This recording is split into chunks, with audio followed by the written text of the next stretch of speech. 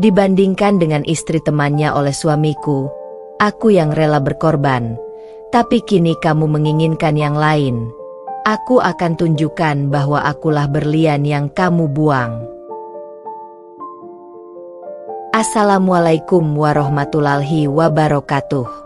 Selamat datang di LA Stories.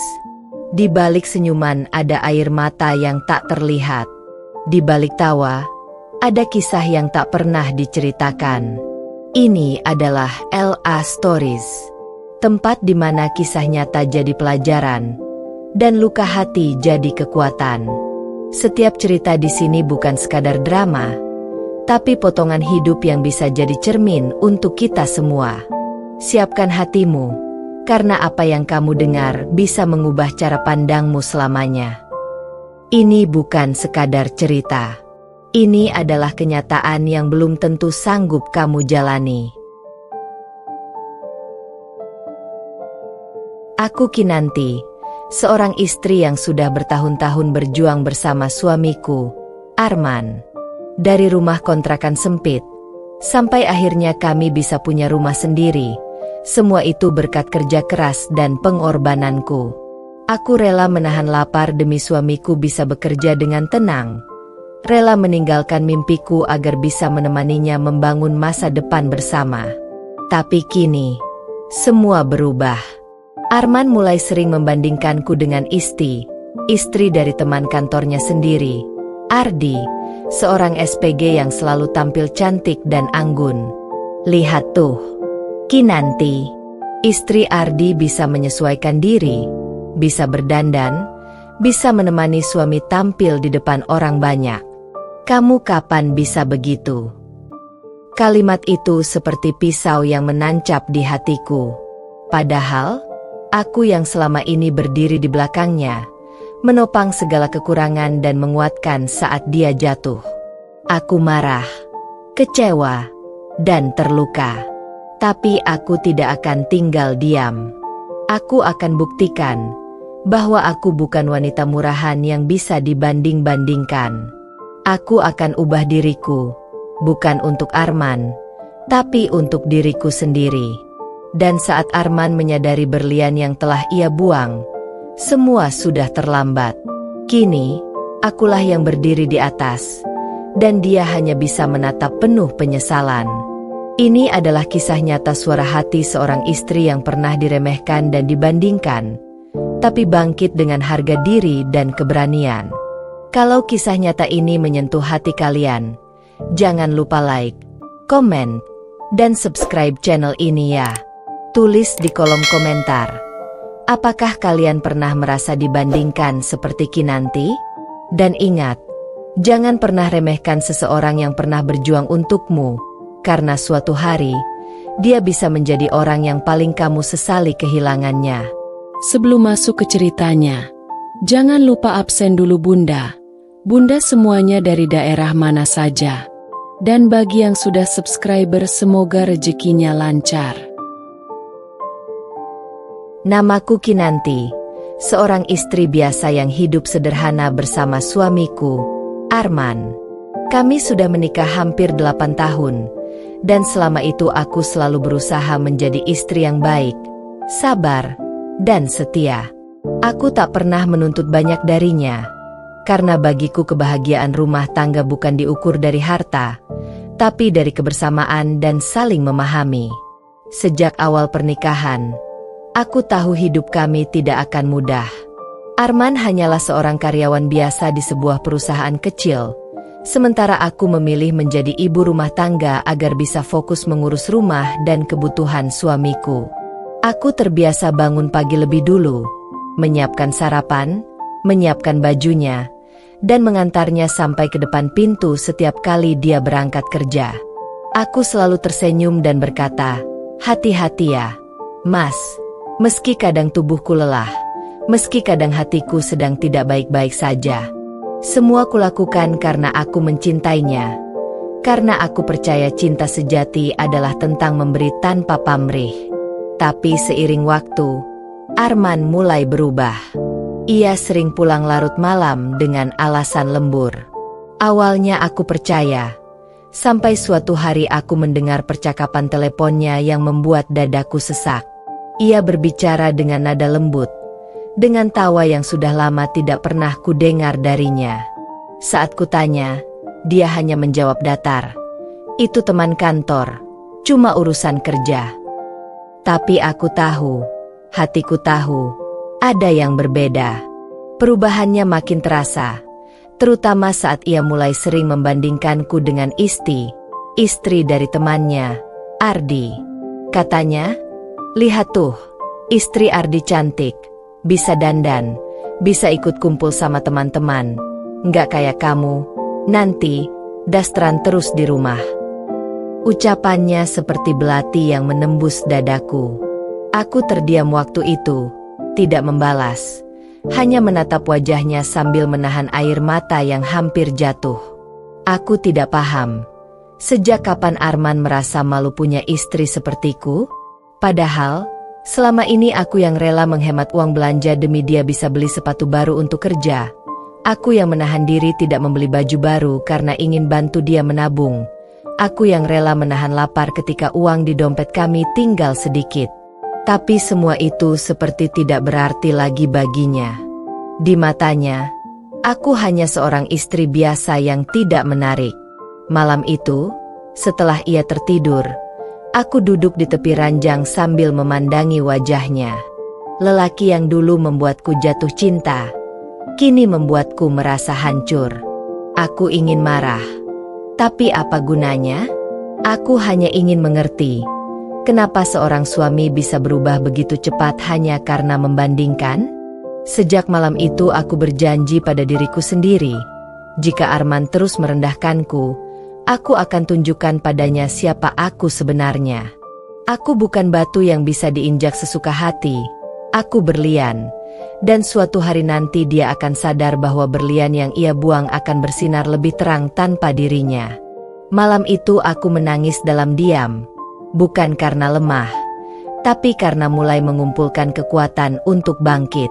Sejak hari itu, aku mulai merasakan jarak yang semakin lebar antara aku dan Arman. Dulu, setiap kali pulang kerja, ia selalu membawa senyum, cerita, atau sekadar oleh-oleh kecil seperti gorengan atau es teh favoritku. Tapi kini, yang datang hanyalah wajah datar tanpa sapaan hangat. Kadang ia bahkan melewatkanku begitu saja, langsung menuju kamar mandi, lalu tidur tanpa bicara.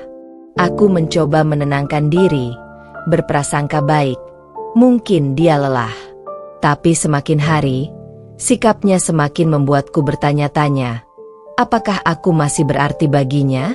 Suatu sore, aku sedang menyiapkan makan malam ketika Arman pulang bersama Ardi, teman kantornya. Aku senang, karena jarang sekali ia membawa tamu. Aku sambut dengan senyum, lalu segera menyiapkan minuman dan makanan di meja. Tak lama kemudian, seorang perempuan datang menyusul. Ternyata dia istri Ardi yang sering disebut-sebut Arman. Saat kulihat, aku mengerti kenapa suamiku begitu terpesona. Isti tampil cantik dengan riasan tipis dan pakaian rapi. Meski sederhana tapi terlihat menawan. Cara bicaranya lembut, penuh percaya diri, dan tatapannya selalu ramah. Aku berusaha tidak merasa rendah diri. Aku tetap bersikap ramah dan sopan. Tapi di balik senyumku, ada rasa yang sulit dijelaskan. Saat makan malam, Arman beberapa kali memuji Isti di depan semua orang. "Wah, hebat ya kamu, Isti, bisa bantu suami tapi tetap sempat merawat diri. Nanti kamu ajarin Kinanti deh, biar nggak kelihatan capek terus." Ucapannya membuat suasana di hatiku runtuh. Aku hanya bisa menunduk sambil tersenyum kaku, menahan air mata agar tidak jatuh di depan mereka. Aku tahu Isti tidak bermaksud buruk, dia hanya tertawa kecil dan berkata, "Ah, Mas Arman bisa saja. Aku cuma bantu Ardi sedikit-sedikit aja kok. Mbak Kinanti juga pasti sibuk di rumah." Ya. Tapi semua itu tidak cukup untuk meredam luka yang baru saja Arman tanamkan. Malam itu setelah tamu pulang, Aku mencoba bicara baik-baik padanya. Mas, apa aku kurang dalam hal apa? Kalau memang aku harus berubah, aku akan coba. Tapi tolong jangan bandingkan aku dengan orang lain, apalagi dengan istri temanmu sendiri. Tapi Arman malah tertawa sinis. Loh, aku cuma ngomong kenyataan. Nanti, kamu tuh terlalu nyaman jadi ibu rumah tangga. Nggak mau berkembang. Coba deh, lihat Isti. Dia bantu suaminya kerja tapi tetap bisa tampil cantik. Aku kan cuma pengin kamu kayak gitu. Kata-katanya membuat napasku tercekat. Aku tidak bisa membalas. Hanya menatap wajahnya yang kini asing bagiku. Dulu, wajah itu adalah tempat aku menemukan ketenangan. Sekarang, yang kulihat hanyalah laki-laki yang tidak lagi menghargai pengorbananku. Malam itu aku menangis lagi, tapi kali ini aku tidak hanya sedih. Aku marah. Aku merasa seperti tidak dianggap. Aku yang dulu selalu percaya cinta kami kuat, kini merasa sedang hidup dalam persaingan yang tidak pernah kuinginkan. Aku mulai berpikir, mungkin aku terlalu sibuk menjadi istri yang baik sampai lupa menjadi diriku sendiri. Mungkin aku terlalu sibuk mengurus rumah, sampai lupa bahwa aku juga perempuan yang punya hak untuk merasa cantik dan dihargai. Keesokan harinya, saat Arman berangkat kerja, aku menatap cermin lama di kamar. Rambutku kusut, wajahku pucat, bajuku lusuh. Mungkin benar, aku terlalu lama tenggelam dalam rutinitas sampai lupa memperhatikan diri sendiri. Tapi bukan berarti aku tidak mampu berubah. Baiklah, Mas, bisikku di depan cermin. Kalau kamu mau membandingkan aku akan buat kamu lihat siapa sebenarnya yang lebih pantas dihargai. Aku bukan perempuan lemah seperti yang kamu kira. Hari itu menjadi titik balik dalam hidupku. Aku tidak tahu harus mulai dari mana, tapi aku tahu satu hal. Aku tidak akan biarkan diriku terus diremehkan. Aku akan bangkit, bukan demi Arman, tapi demi harga diriku sendiri. Karena cinta yang tidak menghargai pengorbanan, bukan cinta, tapi luka yang berkedok kesetiaan. Sejak malam itu, ucapannya terus terngiang di kepalaku. Kata-kata yang mungkin baginya hanya sekadar keluhan biasa, tapi bagiku seperti racun yang perlahan membunuh rasa cintaku. Kamu tuh terlalu nyaman jadi ibu rumah tangga, nggak mau berkembang. Kalimat itu terpatri dalam pikiranku setiap kali aku menatap wajahku di cermin. Dulu, aku percaya menjadi istri yang setia dan pengurus rumah tangga yang baik sudah cukup. Tapi nyatanya, dunia tidak sesederhana itu. Aku tidak pernah berpikir bahwa pengorbananku akan menjadi bahan perbandingan, dan kesederhanaanku dianggap kelemahan. Aku mulai menyadari bahwa selama ini aku terlalu berfokus pada Arman, pada kebutuhannya, pada mimpinya, pada kenyamanannya, sampai aku lupa siapa diriku sendiri. Aku lupa bagaimana rasanya memanjakan diri, memakai parfum, berdandan, dan tersenyum di depan cermin bukan untuk siapa-siapa, tapi untuk diriku sendiri. Pagi itu, setelah Arman berangkat kerja, aku duduk lama di ruang tamu sambil memandangi foto pernikahan kami yang tergantung di dinding.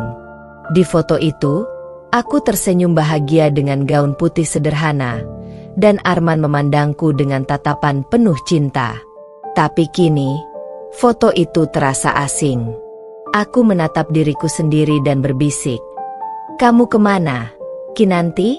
Kemana perempuan yang dulu penuh semangat dan percaya diri itu?" Seolah menjawab pertanyaan itu, dalam hatiku muncul tekad yang kuat. Aku harus berubah. Bukan untuk menyaingi siapapun, bukan untuk membuktikan sesuatu pada Arman, tapi untuk mengembalikan diriku yang dulu. Langkah pertama yang kulakukan adalah merawat diriku lagi. Aku mulai rutin membersihkan wajah, menata rambut, dan memakai baju yang lebih rapi walau hanya di rumah. Awalnya terasa canggung, karena sudah lama aku tak melakukannya. Tapi setiap kali aku melihat sedikit perubahan di cermin, aku merasa ada bagian dari diriku yang perlahan kembali hidup. Aku juga mulai mencari kegiatan yang bisa kulakukan di luar rumah, tanpa mengganggu tugasku sebagai istri. Aku bergabung dalam komunitas ibu rumah tangga yang belajar membuat kue rumahan untuk dijual online. Aku belajar dari nol, dari cara mengukur bahan sampai menghias kue dengan rapi. Tak kusangka, aku menikmatinya. Setiap kali berhasil menjual satu kotak kue, rasanya seperti menemukan kembali makna hidupku. Namun perubahan ini rupanya tidak langsung diterima oleh Arman. Suatu malam, saat ia pulang, ia melihatku masih sibuk di dapur, menghias kue pesanan pelanggan. Ia mengernyit. "Ini kamu apaan lagi? Nanti? Bukannya istirahat, malah repot sendiri. Nggak kasihan sama aku yang pengen makan tapi kamu sibuk begini." Nada suaranya penuh ketidaksenangan. Aku berhenti sejenak, menatapnya tanpa berkata. Lalu dengan tenangku jawab, "Aku cuma ingin bantu keuangan kita, Mas. Katanya aku harus berkembang, kan?" Arman terdiam, terlihat tidak suka dengan jawaban itu. Ia mendengus. "Iya, tapi kan gak gini juga caranya. Cukup aku aja yang kerja." Aku tersenyum miris, karena disitulah letak ketidakkonsistennya. Ketika aku pasrah di rumah, dia mengeluh aku tidak berkembang. Tapi saat aku mulai berubah, dia merasa terganggu. Sejak malam itu, aku tidak lagi menunggu persetujuannya. Aku terus melanjutkan bisnisku kecil-kecilan. Dalam waktu 2 bulan, pesanan kueku mulai meningkat. Banyak pelanggan yang memuji rasanya dan memintaku membuka toko online. Aku mulai sibuk, tapi bukan sibuk karena terpaksa, melainkan karena aku menikmati setiap prosesnya. Namun perubahan yang terjadi padaku mulai membuat Arman merasa terancam. Ia mulai sering mencari alasan untuk menyindir. "Sekarang kamu sibuk terus ya? Nanti? Udah lupa sama suami? Atau, hebat sekarang, istri bisa nyari uang sendiri, tapi rumah mulai berantakan." Aku tidak menanggapi, karena aku tahu ia bukan benar-benar marah soal rumah, tapi takut kehilangan kendali atas diriku. Arman yang dulu terbiasa dengan istri yang bergantung padanya, kini mulai melihat sisi baru Kinanti, seorang wanita yang tidak lagi mudah digoyahkan. Suatu hari, aku melihat Arman pulang bersama Ardi lagi, tapi kali ini tanpa Isti. Aku tidak tahu kenapa, tapi suasana hatinya tampak gelap. Aku menyiapkan teh hangat untuknya, tapi ia malah duduk di sofa dengan wajah murung. "Ada apa, Mas?" tanyaku pelan. Ia hanya menggeleng. "Isti dan Ardi lagi ribut besar. Katanya Isti ketahuan chatting sama cowok lain." Aku terdiam, mencoba menelan rasa kaget. Dalam hatiku muncul perasaan campur aduk antara iba dan getir.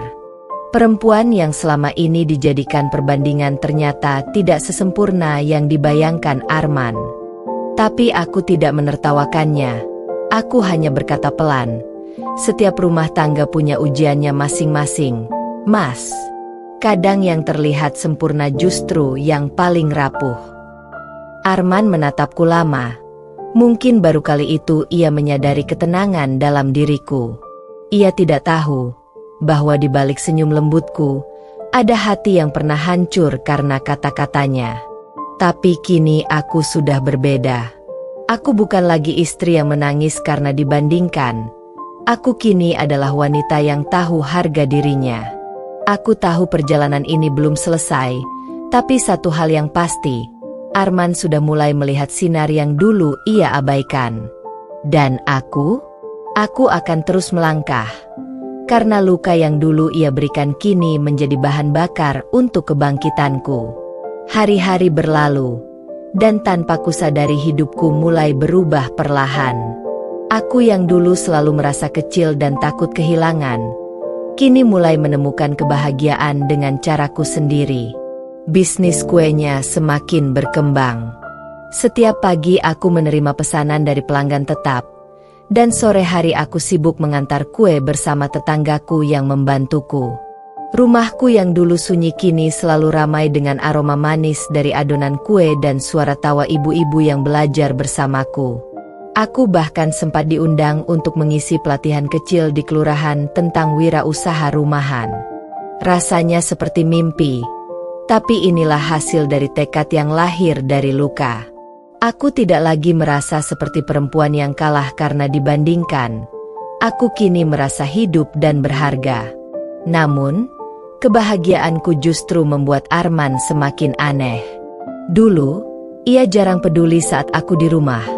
Tapi sekarang setiap kali aku pergi mengantarkan kue atau menghadiri acara pelatihan, ia selalu bertanya-tanya, "Kamu kemana? Sama siapa? Kok sering keluar sekarang?" Nada suaranya bukan lagi sekadar ingin tahu, tapi seperti curiga. Aku hanya menjawab tenang. "Aku kerja, Mas. Sama teman-teman. Nggak ada yang aneh." Tapi ia tidak puas. Kadang ia pulang tiba-tiba di siang hari, seperti ingin memastikan aku benar-benar di rumah.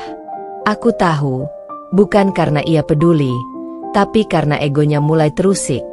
Ia tidak terbiasa melihat istrinya punya dunia sendiri yang tidak berpusat padanya. Suatu malam, aku sedang menghitung uang hasil penjualan hari itu ketika Arman duduk di depan televisi, menatapku dengan wajah kesal. "Sekarang kamu sibuk banget ya? Nanti, aku makan malam sendiri terus.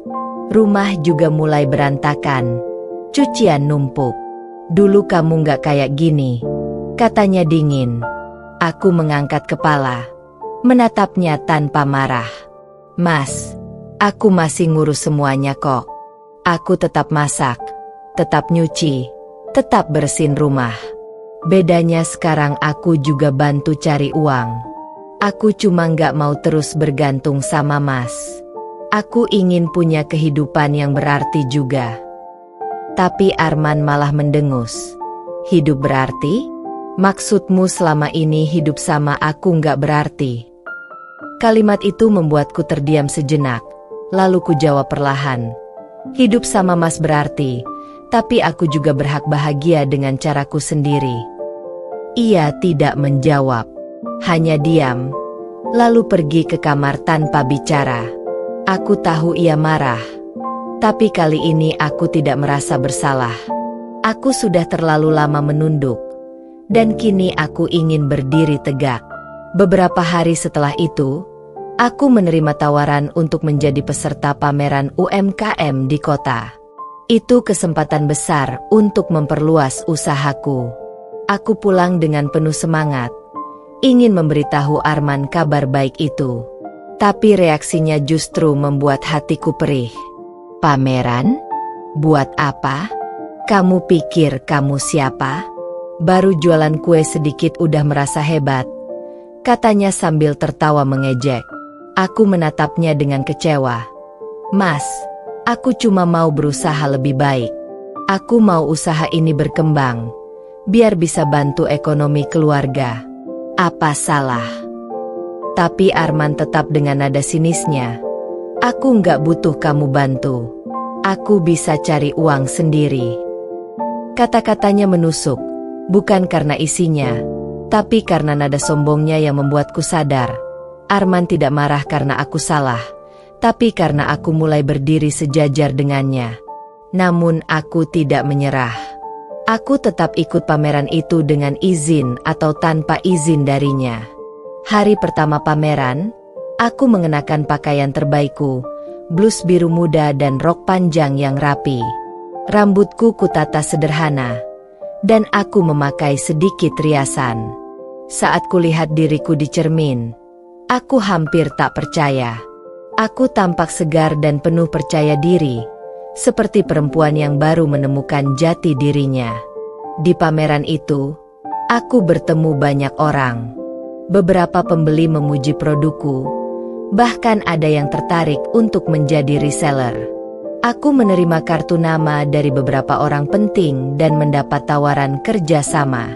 Saat aku berdiri di depan meja pameranku, aku merasa seolah sedang menatap kehidupan baru yang sedang kubangun dengan tanganku sendiri. Sore harinya, saat aku pulang, Arman sudah menungguku di ruang tamu. Wajahnya dingin, suaranya rendah tapi tegas. "Dari mana kamu?" Aku tahu dia sudah tahu jawabannya, tapi ia hanya ingin menegaskan kuasanya. Aku menjawab dengan tenang, "Dari pameran UMKM, Mas." Aku udah bilang kan. Tapi ia mendengus. "Kamu tuh nggak tahu diri ya, keluar rumah seenaknya, dandan cantik, ketemu banyak laki-laki. Emangnya kamu lupa kamu istri siapa?" Nada tuduhannya membuatku marah. Tapi aku tetap berusaha menahan diri. "Aku keluar bukan buat hal buruk, Mas. Aku kerja, aku berjuang, bukan main-main. Aku cuma pengen dihargai." Arman menatapku tajam. "Kamu mulai berubah. Nanti. Dulu kamu lembut, sekarang kamu keras kepala." Aku menarik napas panjang, lalu menjawab dengan tenang, "Bukan aku yang berubah, Mas. Aku cuma berhenti jadi perempuan yang selalu disalahkan." Sejak malam itu, kami semakin jarang bicara. Hubungan kami dingin, nyaris tanpa sapaan. Tapi di balik ketegangan itu, aku mulai melihat sesuatu yang berbeda dari Arman. Ia jadi lebih pendiam, lebih murung, dan terkadang aku menangkap tatapan aneh dari matanya. Tatapan yang bukan lagi sombong, tapi seperti menyesal. Aku tahu, jauh di dalam hatinya, ia mulai menyadari bahwa perempuan yang dulu ia remehkan kini sedang bersinar tanpa perlu bayangan siapapun. Ia mungkin malu, tapi tidak berani mengakuinya. Dan malam itu, saat aku duduk di teras rumah menatap langit yang cerah, aku tersenyum kecil sambil berkata pada diriku sendiri, "Inilah hidup. Nanti, kadang kamu harus dihancurkan dulu supaya bisa membangun dirimu dari awal. Dulu kamu hanyalah istri yang selalu dibandingkan, tapi sekarang kamu adalah wanita yang membuktikan bahwa kamu jauh lebih dari sekadar perbandingan." Dan entah kenapa, malam itu aku merasa damai. Karena untuk pertama kalinya dalam hidup, aku tidak lagi menangis karena Arman. Aku justru merasa kasihan padanya, karena ia tidak tahu betapa berharganya perempuan yang dulu ia rendahkan. Sudah hampir 3 bulan sejak aku mengikuti pameran UMKM waktu itu. Bisnisku berkembang jauh lebih cepat dari yang kubayangkan. Setiap hari pesanan terus meningkat. Pelanggan datang bukan hanya dari kota ini, tapi juga dari luar kota. Aku bahkan mulai memiliki 2 orang karyawan yang membantuku di rumah produksi kecil yang kusewa di belakang rumah. Di sana, aroma butter dan vanila seolah menjadi saksi perjalanan baru hidupku. Perjalanan seorang istri yang dulu diremehkan, kini berdiri di atas kakinya sendiri. Aku tak lagi hidup dalam bayangan Arman, karena aku telah menemukan makna hidup yang lebih besar daripada sekadar menjadi istri seseorang. Aku kini adalah diriku sendiri. Namun perubahan besar itu justru membuat rumah tanggaku semakin dingin. Arman kini lebih sering pulang larut malam. Alasannya selalu sama, lembur. Tapi aku tahu, ada sesuatu yang berbeda dari caranya pulang. Tatapan matanya tak lagi berani menemuiku. Sikapnya canggung, dan aroma parfum asing sering menempel di bajunya. Dulu aku akan menangis jika hal itu terjadi, tapi kini aku hanya diam. Bukan karena tidak peduli, tapi karena aku sudah tidak ingin memohon perhatian dari seseorang yang tak lagi tahu bagaimana cara menghargai. Aku hanya berbisik dalam hati, "Kalau kau memilih jalan itu, Mas, aku tak akan mengejarmu. Aku sudah cukup berjuang." Suatu sore, ketika aku sedang membungkus kue pesanan, tetanggaku, Bu Ririn, datang ke rumah. Ia tampak gelisah. "Nanti, maaf ya, aku nggak tahu harus ngomong atau enggak, Tapi tadi aku lihat Mas Arman di kafe depan kantor lama, sama seorang perempuan. Aku yakin itu bukan teman kantornya. Aku terdiam. Jantungku berdetak cepat. Aku tahu, ini bukan hal yang mengejutkan, tapi tetap saja, rasanya seperti ditusuk dari belakang. Aku menelan ludah, berusaha tersenyum. Terima kasih, Bu Ririn, udah kasih tahu. Enggak apa-apa kok. Tapi begitu Bu Ririn pergi, tanganku gemetar hebat. Bukan karena cemburu, tapi karena kecewa. Lagi, dan lagi. Lelaki yang dulu kutopang dalam masa sulit kini memilih mencari kebahagiaan di luar rumah. Hanya karena aku tidak lagi menjadi perempuan yang ia bisa kendalikan sesukanya. Malam itu, aku menatap langit dari jendela kamar sambil menahan air mata. Tapi air mata itu tidak jatuh. Aku sadar, aku sudah tidak sama seperti dulu. Aku tidak akan menjerit atau memohon agar ia berubah. Aku hanya berjanji pada diriku sendiri, jika benar ia telah mengkhianati rumah tangga kami, maka aku tidak akan lagi berjuang sendirian untuk mempertahankannya. Aku sudah terlalu sering menambal luka yang ia buat, dan sekarang saatnya aku berhenti. Beberapa hari kemudian, aku mendapat undangan untuk menjadi narasumber di acara wirausaha perempuan di kota lain. Aku hampir tidak percaya ketika panitia menghubungiku dan berkata, "Kami ingin Ibu Kinanti berbagi kisah inspiratif bagaimana membangun usaha dari nol." Hatiku bergetar. Siapa sangka, perempuan yang dulu hanya dianggap istri rumahan kini diminta untuk menginspirasi banyak orang. Aku menatap undangan itu lama, lalu tersenyum pelan. Tapi bersamaan dengan itu, muncul perasaan getir. Karena aku tahu, Arman tidak akan mendukung langkahku ini. Benar saja, saat ku beritahu malam harinya, reaksi Arman seperti yang kuduga.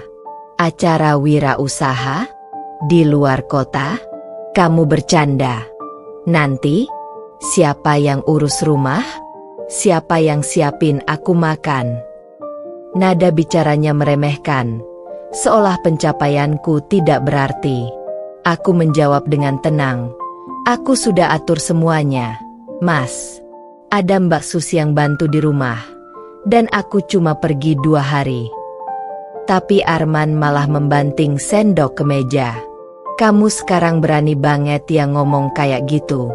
Kamu pikir kamu siapa? Hah? Jangan karena kamu dapat sedikit perhatian dari orang luar terus kamu ngerasa lebih tinggi dari aku." Kata-katanya menampar harga diriku. Tapi kali ini aku tidak diam.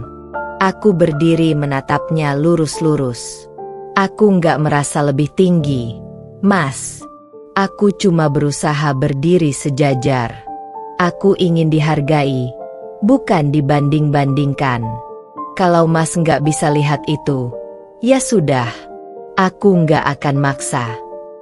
Arman terdiam. Mungkin kaget dengan keberanianku. Ia tidak pernah melihatku berbicara setegas itu. Tapi aku sudah sampai pada titik di mana rasa sakitku telah membentuk keberanian baru.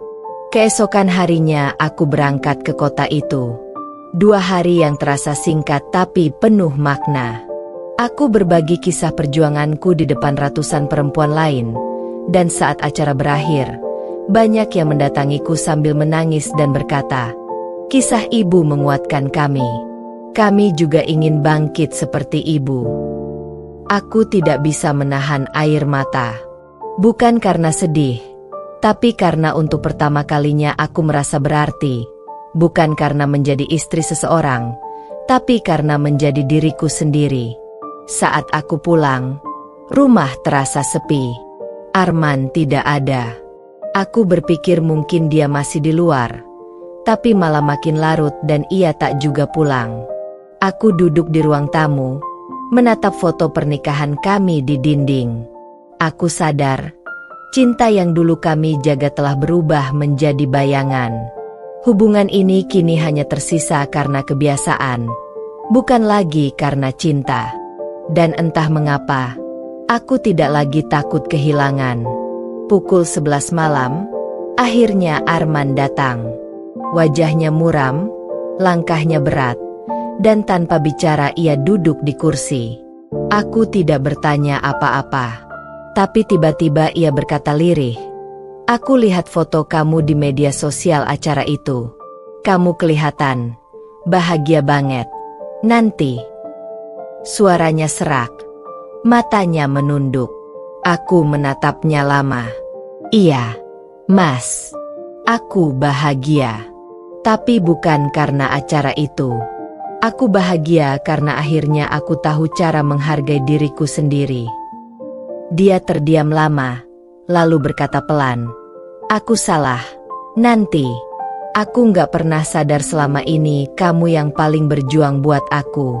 Aku sibuk cari kesempurnaan di luar. Padahal yang sempurna itu udah ada di depan mata." Air matanya jatuh, tapi hatiku sudah kering. Aku tidak bisa lagi menangis untuknya. Aku hanya tersenyum samar dan berkata, "Terima kasih, Mas. Tapi sekarang aku sudah tahu, berlian yang kamu buang gak akan lagi menunggu untuk diambil. Berlian itu sudah menemukan caranya sendiri untuk bersinar." Malam itu, Arman menatapku lama, mungkin dengan 1000 penyesalan di dadanya. Tapi aku hanya beranjak pergi ke kamar, meninggalkannya dalam diam. Karena aku tahu, saat seorang istri sudah berhenti marah dan hanya diam, itu artinya hatinya sudah selesai. Kini, aku bukan lagi Kinanti yang sama. Aku adalah perempuan yang pernah hancur, tapi bangkit dengan luka yang menjadikannya kuat. Dan Arman? Ia akan hidup dengan penyesalan, karena telah kehilangan berlian yang dulu ia anggap batu biasa. Hari-hari Kinanti terasa semakin berat. Hubungannya dengan Arman bukan lagi sekadar renggang. Mereka seperti dua orang asing yang tinggal di bawah satu atap. Setiap pagi Arman berangkat kerja tanpa menatap wajahnya, dan setiap malam pulang tanpa sepatah kata. Suasana rumah yang dulu hangat kini menjadi dingin, hanya diisi oleh keheningan dan tatapan kosong yang tak lagi saling memahami. Kinanti mencoba tetap sabar. Ia masih menyiapkan makanan kesukaan Arman, menata baju-bajunya di lemari, bahkan memastikan rumah tetap rapi seperti dulu. Tapi entah mengapa, semua itu tak lagi cukup. Arman tak pernah berterima kasih, tak lagi menanyakan kabarnya, bahkan tak peduli apakah Kinanti sakit atau lelah. Yang ia pedulikan hanyalah dirinya sendiri, dan entah apa yang kini memenuhi pikirannya. Suatu malam, Kinanti mendengar Arman berbicara di telepon di teras rumah. Suaranya pelan tapi nada lembutnya membuat dada Kinanti sesak. "Iya, aku nggak bisa lama-lama ya, takut Kinan dengar," ucap Arman sambil tertawa kecil. Lalu terdengar nama yang membuat Kinanti hampir tak percaya. "Isti." Dunia Kinanti seakan berhenti berputar. Isti, istri Ardi, teman suaminya sendiri, perempuan yang selama ini dijadikan pembanding untuk merendahkannya. Tangannya gemetar, jantungnya berdegup kencang, dan matanya mulai panas oleh air mata yang tak bisa dibendung. Tanpa sadar, ia menjatuhkan gelas yang dibawanya. Suara pecahan itu membuat Arman terkejut. Ia buru-buru menutup telepon dan menatap Kinanti dengan wajah panik. "Kamu nguping ya, Kinan?" Suaranya meninggi. Kinanti menatapnya dengan mata yang sudah basah. "Mas, aku nggak perlu nguping untuk tahu, karena dari tatapanmu aja aku udah bisa lihat kalau kamu nggak di sini lagi. Hati kamu udah pergi, tapi aku nggak nyangka kamu milih pergi ke pelukan istri temanmu sendiri." Arman terdiam.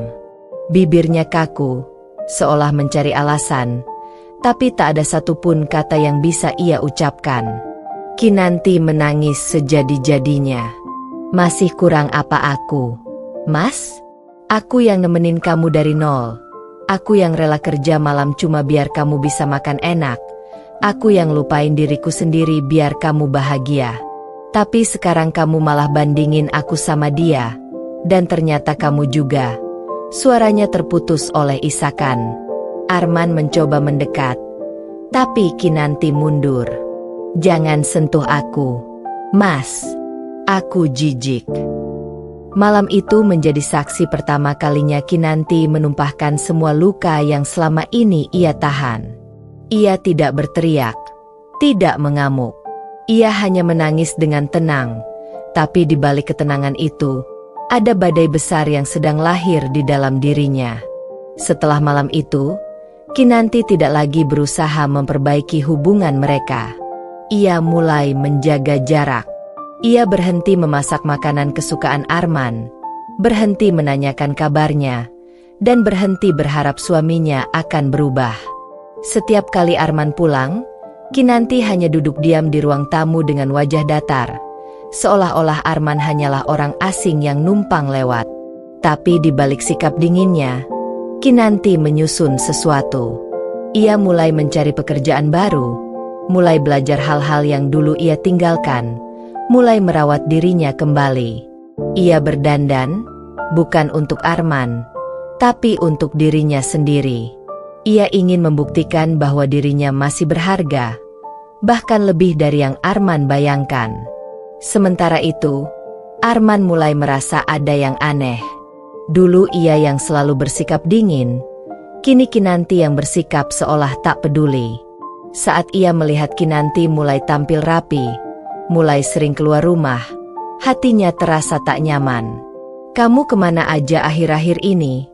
tanya Arman suatu pagi dengan nada curiga. Kinanti menatapnya tenang. "Aku ke tempat yang bikin aku sadar, Mas, bahwa aku nggak seharusnya terus nunggu orang yang udah nggak menghargai aku."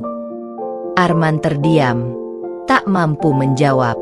Ia hanya bisa menatap wajah Kinanti yang kini tampak jauh lebih kuat dari sebelumnya.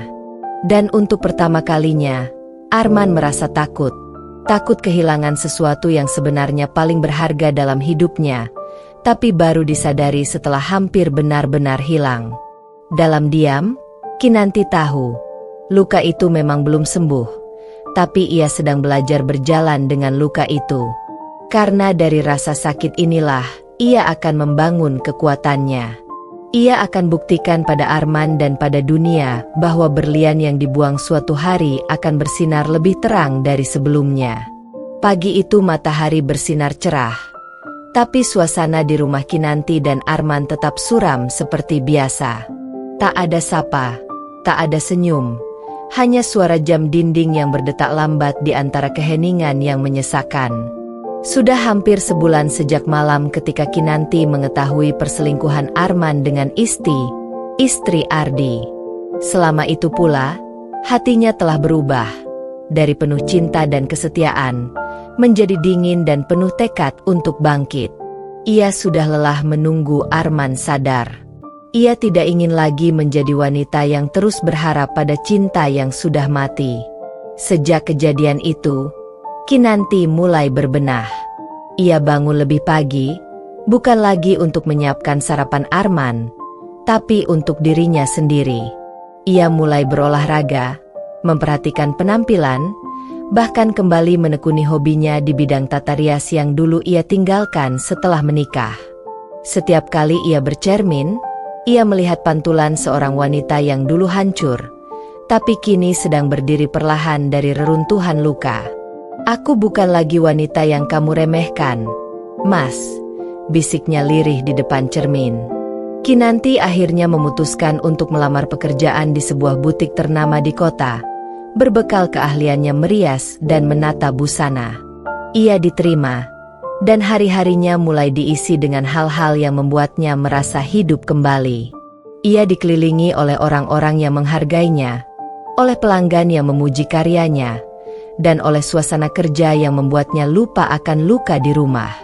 Di tempat itu, Kinanti kembali menemukan versi terbaik dari dirinya yang dulu hilang. Sementara itu, Arman mulai merasa kehilangan. Ia pulang ke rumah setiap hari, tapi tak ada lagi aroma masakan hangat, tak ada lagi senyum lembut yang menyambutnya di depan pintu. Kinanti selalu pulang larut, tampak lelah namun bahagia. Ia sering terlihat menerima telepon dari rekan kerja atau pelanggan, bahkan sesekali tersenyum kecil. Melihat itu, dada Arman mulai terasa sesak. Ia mencoba mencari perhatian dengan bertanya, "Kamu capek banget ya? Kerja terus. Nggak kasihan sama aku di rumah sendirian?" Kinanti menatapnya datar, lalu menjawab singkat, "Dulu aku juga sendirian, Mas. Tapi kamu nggak peduli. Sekarang aku belajar menikmati kesendirianku." Kata-kata itu menghantam keras ke hati Arman. Ia terdiam, tak bisa membantah, karena semua yang dikatakan Kinanti benar. Hari berganti minggu, perubahan Kinanti semakin terlihat. Ia kini tampil elegan, percaya diri, dan berwibawa. Pelanggannya semakin banyak. Bahkan pemilik butik mempercayakan padanya untuk menangani pelanggan VIP. Setiap kali ia memegang kuas rias, ia merasa seperti sedang melukis kembali hidupnya, dari abu menjadi cahaya. Orang-orang di sekitar mulai memujinya. "Mbak Kinanti cantik banget sekarang," kata salah satu pelanggan. "Dulu aku nggak nyangka loh, ternyata Mbak punya aura sekuat ini." Kalimat itu membuat Kinanti tersenyum. Tapi di balik senyum itu, ada rasa getir, karena semua ini lahir dari luka yang tak seharusnya ada. Suatu hari, Kinanti mendapat undangan untuk menghadiri sebuah acara fashion show tempat butiknya ikut berpartisipasi. Ia tampil menawan dengan gaun biru lembut dan riasan elegan. Di sana, tak disangka-sangka, ia bertemu dengan Ardi, teman Arman sekaligus suami istri. Ardi terlihat kaget melihat penampilan Kinanti. "Kinanti, kamu kelihatan beda banget sekarang. Aku hampir nggak ngenalin," ucapnya dengan kagum. Kinanti tersenyum sopan. "Orang berubah, Mas Ardi. Kadang karena cinta, kadang karena luka." Ucapannya membuat Ardi terdiam sesaat. Dari tatapannya, seolah ia mengerti bahwa Kinanti tahu semuanya. "Aku minta maaf." "Ya," ujar Ardi pelan. "Aku tahu ada hal yang seharusnya nggak terjadi. Tapi aku juga korban. Kinan, istri dia." Kinanti menatapnya tenang, memotong ucapannya. "Aku nggak butuh penjelasan, Mas Ardi. Aku cuma ingin bahagia dengan caraku. Aku udah terlalu lama jadi orang yang disakiti. Sekarang biar mereka aja yang ngerasain rasanya kehilangan." Di rumah, Arman semakin gelisah. Hubungannya dengan Isti pun tidak berjalan seperti yang ia bayangkan. Isti yang dulu tampak sempurna di matanya, ternyata tidak sebaik itu. Ia sering menuntut, mudah cemburu, dan tidak menghargai Arman seperti dulu Kinanti lakukan. Perlahan, Arman mulai menyadari kesalahannya. Ia mulai rindu sosok Kinanti, wanita yang tulus, yang sabar, yang mencintainya tanpa pamrih. Ia mulai menyesal, tapi penyesalan itu datang ketika segalanya sudah berubah. Malam itu, Arman menatap Kinanti yang baru pulang kerja. "Kinan, boleh kita bicara?" Suaranya bergetar. Kinanti meletakkan tasnya dan menatapnya dingin. "Tentang apa, Mas? Tentang bagaimana kamu bandingin aku sama istri temanmu? Atau tentang bagaimana kamu selingkuh di belakang aku?" Arman menunduk. Air matanya jatuh. "Aku nyesel, Kinan. Aku salah. Aku bodoh. Aku cuma pengen semuanya balik kayak dulu." Kinanti menarik napas panjang, lalu berkata pelan tapi tegas, "Mas, yang dulu udah mati. Aku yang sekarang bukan Kinanti yang sama.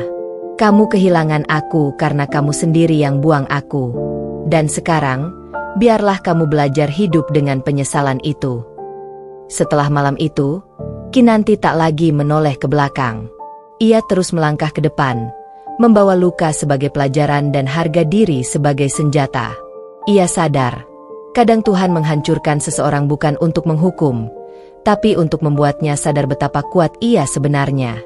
Kini, berlian yang dulu dibuang itu mulai bersinar, bukan karena ingin dilihat oleh orang yang pernah menyakitinya, tapi karena ia tahu dirinya berharga dan tak akan lagi diremehkan.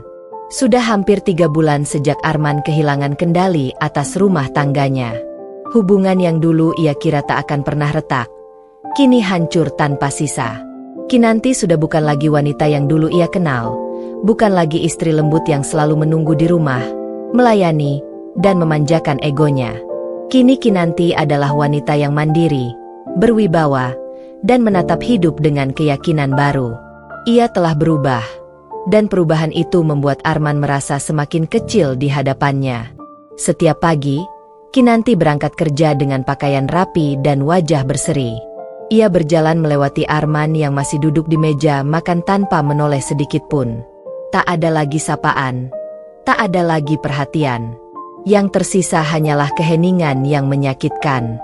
Di balik itu semua, Arman merasa hampa. Ia merindukan sesuatu yang dulu ia abaikan, kehangatan seorang istri yang benar-benar mencintainya tanpa syarat.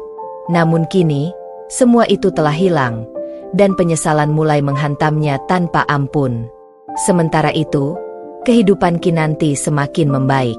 Ia kini bukan hanya pegawai biasa di butik tempatnya bekerja, melainkan dipercaya menjadi salah satu penata rias profesional untuk acara besar. Banyak pelanggan kaya mempercayakan penampilannya pada Kinanti. Ia sering diundang ke berbagai kota untuk menangani acara pernikahan dan fashion show. Hidupnya kini sibuk, tapi hatinya tenang. Ia tidak lagi menangis karena Arman, tidak lagi mengharapkan perhatian dari seseorang yang tak pernah menghargainya. Ia sudah benar-benar belajar mencintai dirinya sendiri. Namun di balik kesuksesan itu, ada satu hal yang masih tersisa di hati Kinanti, rasa sakit karena dikhianati. Meski ia terlihat kuat, setiap kali mengingat malam saat ia mendengar nama Isti dari mulut suaminya sendiri, hatinya masih terasa nyeri. Tapi ia tidak lagi ingin menangis. Ia hanya ingin menunjukkan bahwa luka itu kini menjadi bahan bakar untuk mencapai puncak hidupnya. Suatu sore, ketika Kinanti sedang merias seorang klien, tiba-tiba ponselnya berdering. Nama yang muncul di layar membuat dadanya sedikit bergetar. Ardi. Dengan ragu, ia menjawab panggilan itu. "Halo, Mas Ardi." Suaranya tenang. Dari seberang terdengar suara berat yang tampak lelah. "Kinanti, aku cuma mau bilang, Isti dan Arman udah ketahuan. Aku ngelihat mereka bareng di hotel beberapa waktu lalu, dan aku udah ajukan gugatan cerai." Kinanti terdiam. Meskipun ia sudah menduga semuanya sejak lama, mendengar kabar itu dari mulut Ardi membuat hatinya campur aduk. Ada rasa iba, ada juga sedikit rasa lega. "Aku minta maaf karena istri aku juga udah nyakitin kamu," lanjut Ardi pelan. Kinanti menarik napas dalam. "Nggak usah minta maaf, Mas. Masing-masing dari kita punya jalan karma sendiri. Aku cuma berharap semua yang terjadi ini bikin kita sadar kalau pengkhianatan itu nggak pernah bikin bahagia." Ardi terdiam sesaat, lalu mengakhiri panggilan itu dengan ucapan singkat. "Kamu wanita yang kuat, Kinanti. Aku harap kamu bahagia." Setelah panggilan itu berakhir, Kinanti duduk termenung lama. Ia tidak merasa senang, tapi juga tidak sedih. Hatinya netral, tenang, karena ia tahu keadilan sudah berjalan dengan caranya sendiri. Malamnya, Arman pulang dengan wajah kusut. Ia tidak seperti biasanya, terlihat kehilangan arah. Tanpa bicara banyak, ia langsung duduk di sofa dan menundukkan kepala. Kinanti yang sedang membaca majalah hanya menatap sekilas lalu melanjutkan aktivitasnya. Tapi Arman membuka suara dengan nada rendah. "Kinan, Isti ninggalin aku." Dia balik ke Ardi. Kinanti menutup majalahnya perlahan. "Lalu kenapa kamu cerita ke aku, Mas? Kamu pikir aku peduli?" Arman menatapnya dengan mata yang memohon. Aku nyesel. Kinan, aku salah udah bandingin kamu sama dia. Kamu jauh lebih baik, lebih tulus. Aku baru sadar setelah semuanya terlambat." Air mata mulai jatuh di pipi Arman, tapi Kinanti tetap diam. Ia menatap Arman tanpa ekspresi. "Mas, dulu waktu aku nangis, waktu aku minta kamu lihat aku, kamu cuek. Sekarang kamu nangis karena ditinggalin. Kamu baru nyadar apa itu sakit. Tapi aku nggak lagi di posisi buat nyembuhin kamu. Aku udah sembuh sendiri, Mas, tanpa kamu. Kalimat itu menghantam Arman keras seperti tamparan. Kinanti kemudian berdiri dan melangkah menuju kamar. Namun sebelum menutup pintu, ia berkata tanpa menoleh. Mas, kamu tahu nggak kenapa aku bisa bangkit? Karena aku sadar, aku nggak harus jadi istri yang sempurna buat orang yang salah. Aku cuma perlu jadi wanita yang berharga buat diriku sendiri. Arman terdiam lama. Air matanya terus mengalir. Menyadari bahwa Kinanti yang dulu lembut dan penuh cinta kini telah pergi, berganti menjadi sosok kuat yang tak bisa lagi ia sentuh. Malam itu, untuk pertama kalinya dalam hidupnya, Arman merasakan kesepian yang benar-benar menusuk.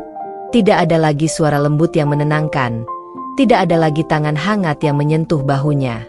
Yang tersisa hanyalah penyesalan.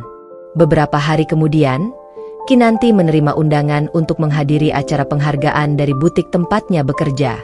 Ia terpilih sebagai penata rias terinspiratif tahun ini karena kisah hidup dan kerja kerasnya. Saat namanya dipanggil ke panggung, seluruh hadirin berdiri dan bertepuk tangan. Di bawah sorotan lampu, Kinanti tersenyum anggun. Dalam hati ia berkata, "Inilah aku sekarang, Mas. Berlian yang dulu kamu buang, kini bersinar di tempat yang lebih tinggi." Dari kejauhan, ternyata Arman datang diam-diam, berdiri di antara kerumunan, menatap Kinanti dengan mata basah. Ia tahu, itu adalah pemandangan terakhir dari seseorang yang dulu ia sia-siakan.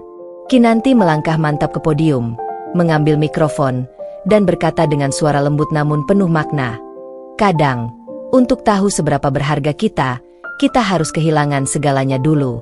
Aku pernah dihancurkan, tapi dari kehancuran itu aku belajar berdiri lagi. Dan hari ini, aku bukan hanya berdiri, aku bersinar." Sorak-sorai memenuhi ruangan. Malam itu menjadi simbol kemenangan seorang wanita yang pernah dipatahkan, tapi memilih untuk tidak hancur. Sementara di sudut ruangan, Arman hanya bisa berdiri membisu, menatap berlian yang dulu ia buang, yang kini bersinar terlalu terang untuk bisa ia gapai kembali. Hari-hari berlalu dengan cepat setelah malam penghargaan itu.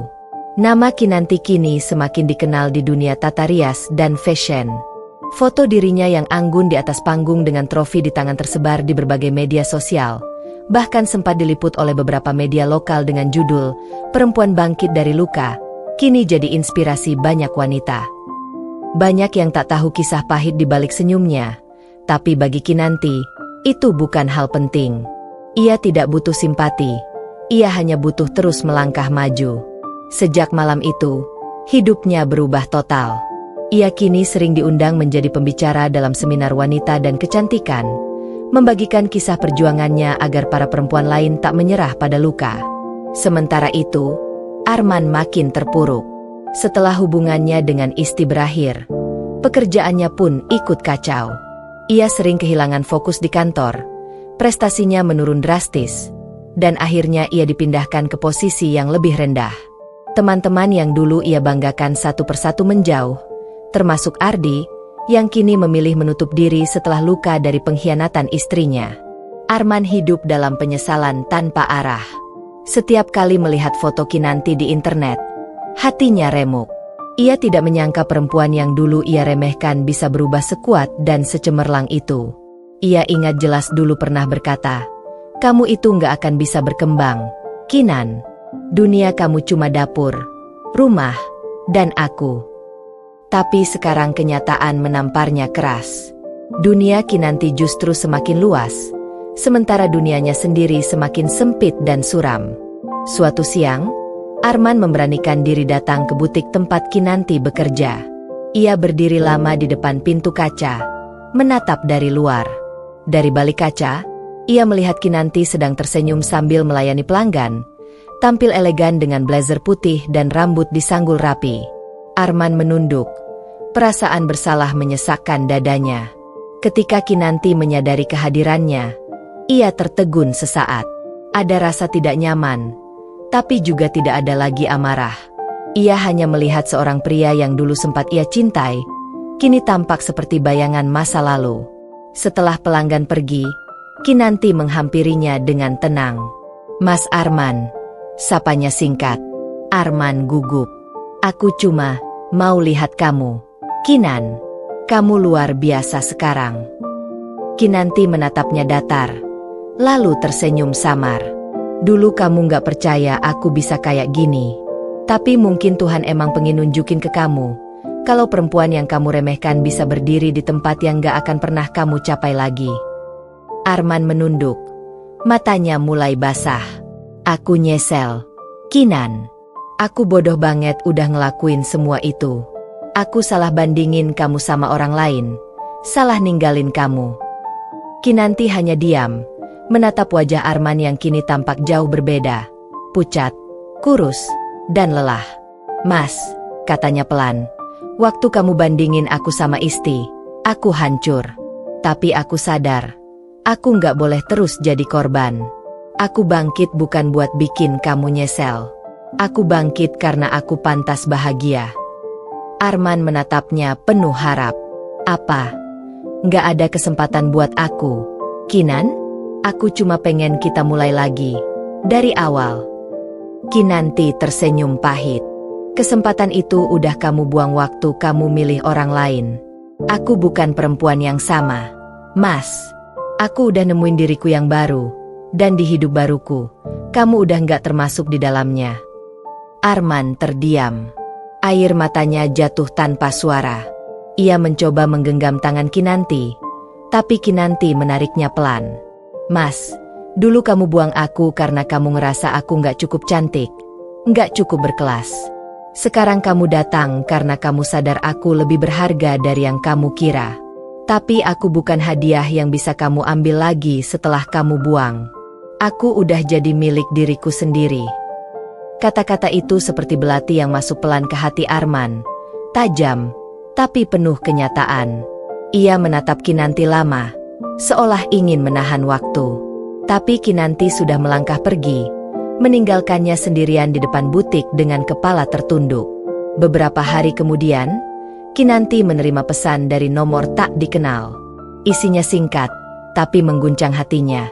Kinan, aku cuma mau bilang terima kasih. Kamu ngajarin aku arti kehilangan. Aku doain kamu bahagia, meskipun bukan sama aku. Pesan itu dari Arman. Setelah itu, nomor itu tak pernah aktif lagi. Kabar terakhir yang Kinanti dengar, Arman memutuskan pindah keluar kota untuk memulai hidup baru. Entah untuk menebus dosa, atau sekadar melarikan diri dari bayangan masa lalunya yang menyesakan. Kini, setiap kali Kinanti berdiri di depan cermin, ia melihat sosok baru di sana. Bukan wanita yang pernah hancur karena cinta, tapi wanita yang belajar berdiri di atas luka. Ia tersenyum pada dirinya sendiri. Terima kasih, Mas, karena pernah ninggalin aku. Karena kalau bukan karena itu, aku nggak akan jadi sekuat ini. Beberapa bulan berlalu, butik tempat Kinanti bekerja berkembang pesat. Ia ditawari posisi sebagai manajer dan mulai merintis brand riasannya sendiri.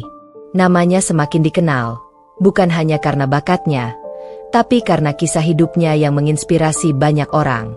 Dalam setiap seminar yang ia hadiri, ia selalu menutup ceritanya dengan kalimat yang sama, penuh makna. Jangan pernah takut kehilangan seseorang yang gak tahu cara menghargai kamu. Karena kadang, kehilangan itu adalah cara Tuhan menunjukkan nilai sejati kamu. Dan di antara tepuk tangan para pendengar, Kinanti tahu, ia sudah benar-benar bebas. Bebas dari masa lalu, bebas dari luka, dan bebas untuk mencintai dirinya sendiri. Ia bukan lagi wanita yang disakiti dan dikhianati. Ia kini adalah berlian yang bersinar di atas kehancuran masa lalunya, dan tak ada seorang pun yang bisa meredupkannya lagi. Langit sore itu tampak cerah, tapi hati Kinanti penuh dengan perasaan campur aduk. Sudah 6 bulan berlalu sejak pertemuannya dengan Arman di butik. Pertemuan yang menegaskan bahwa ia benar-benar tidak ingin menoleh ke belakang lagi. Hidupnya kini terasa lebih tenang, penuh warna, dan terarah. Ia sudah menjadi manajer butik ternama, dan sedang dalam proses membuka studio rias miliknya sendiri. Nama Kinanti Beauty Atelier mulai ramai dibicarakan di kalangan artis dan influencer lokal. Banyak yang ingin bekerja sama dengannya, Bahkan beberapa brand kosmetik mulai melirik kemampuannya untuk menjadi duta merek. Di balik kesibukannya yang luar biasa, Kinanti seringkali termenung sendiri di malam hari. Bukan karena masih memikirkan Arman, tapi karena ia terkejut pada dirinya sendiri, betapa jauh ia telah melangkah dari titik terendah hidupnya. Ia ingat jelas malam ketika Arman membandingkannya dengan istri temannya Ardi, lalu memilih berselingkuh di belakangnya. Malam itu, ia merasa hidupnya hancur. Tapi kini, luka itu justru menjelma menjadi sayap yang membawanya terbang tinggi. Ia tidak lagi menangis karena ditinggalkan. Ia malah bersyukur karena kehilangan seseorang yang tidak tahu cara menghargainya. Suatu hari, butik tempatnya bekerja mendapat tawaran proyek besar, merias model dan bintang tamu untuk acara gala fashion yang dihadiri para pejabat dan pengusaha terkenal. Kinanti dipercaya memimpin tim rias. Ia mempersiapkan segalanya dengan detail dan profesional. Malam acara itu menjadi momen besar baginya, karena salah satu sponsor utama adalah perusahaan tempat Arman dulu bekerja, dan kabarnya, Arman juga akan hadir sebagai tamu dari pihak mitra lama. Kinanti sempat merasa gugup, tapi ia cepat menenangkan diri. "Aku nggak perlu takut," ucapnya pelan sambil menatap cermin. Berlian nggak pernah takut disandingkan dengan batu. Malam itu, Kinanti tampil memukau. Gaun hitam berkilau membalut tubuhnya anggun, rambutnya disanggul rapi dengan riasan elegan. Semua mata tertuju padanya. Banyak yang memuji kecantikannya yang berkelas dan aura percaya dirinya yang menawan. Saat ia berjalan melewati ruangan utama, Arman yang duduk di meja tamu terpaku. Ia nyaris tak percaya bahwa wanita di depan matanya adalah perempuan yang dulu pernah ia rendahkan. Hatinya bergetar. Dalam sekejap, seluruh kenangan bersama Kinanti kembali berputar di kepalanya. Dari saat mereka hidup susah bersama, hingga saat ia dengan bodohnya membandingkan Kinanti dengan istri. Kini, yang duduk di depannya bukan lagi istri yang pasrah dan sederhana, melainkan wanita kuat yang tak bisa lagi ia miliki. Setelah acara selesai, Arman memberanikan diri menghampirinya di belakang panggung. "Kinan," panggilnya lirih. Kinanti menoleh perlahan, menatap wajah Arman dengan ekspresi tenang. "Mas Arman," balasnya datar. "Kamu masih ingat aku?" Arman tersenyum getir. "Mana mungkin aku bisa lupa." Hening sejenak. Arman menatapnya lama, lalu berkata pelan, "Kamu cantik banget malam ini. Lebih dari siapapun yang pernah aku kenal." Kinanti tersenyum tipis. "Dulu aku juga cantik, Mas. Tapi kamu terlalu sibuk nyari sosok lain sampai nggak pernah lihat." Kalimat itu membuat dada Arman sesak. "Aku minta maaf, Kinan," ucapnya tulus. "Aku tahu kata maaf nggak bisa ngubah apapun. Tapi aku benar-benar nyesel. Aku cuma pengen bisa memperbaiki semuanya." Kinanti menarik napas panjang, lalu menatapnya dengan lembut tapi tegas. "Mas, kamu tahu nggak? Kadang, Tuhan gak kasih kita kesempatan kedua bukan karena dia kejam, tapi karena dia tahu kita udah belajar dari luka pertama. Aku udah belajar, Mas. Dulu aku pikir cinta itu tentang bertahan. Sekarang aku tahu cinta itu tentang tahu kapan harus melepaskan." Arman terdiam. Matanya mulai berkaca-kaca. "Aku cuma pengen kamu tahu kalau aku masih cinta sama kamu, Kinan." Kinanti menatapnya tanpa emosi. "Mas, aku juga pernah cinta sama kamu. Tapi cinta yang baik itu nggak bikin seseorang hancur. Cinta yang kamu kasih dulu udah matiin banyak bagian dari diriku. Dan sekarang, aku nggak mau kembali ke masa itu lagi." Arman menunduk. Air matanya jatuh. "Jadi, nggak ada harapan sama sekali?" tanya Arman pelan. Kinanti tersenyum kecil. "Yang kamu sebut harapan itu udah aku kubur sama air mata yang pernah kamu abaikan. Mas, aku bukan lagi perempuan yang akan menunggu kamu berubah." Setelah berkata demikian, Kinanti berjalan meninggalkan Arman yang berdiri kaku di tengah ruangan, menatap punggungnya yang menjauh dengan hati remuk. Ia sadar, penyesalannya datang terlalu terlambat. Beberapa minggu kemudian, Kinanti resmi membuka studio rias miliknya. Grand opening Kinanti Beauty Atelier dipenuhi para tamu penting, sahabat, dan rekan kerja.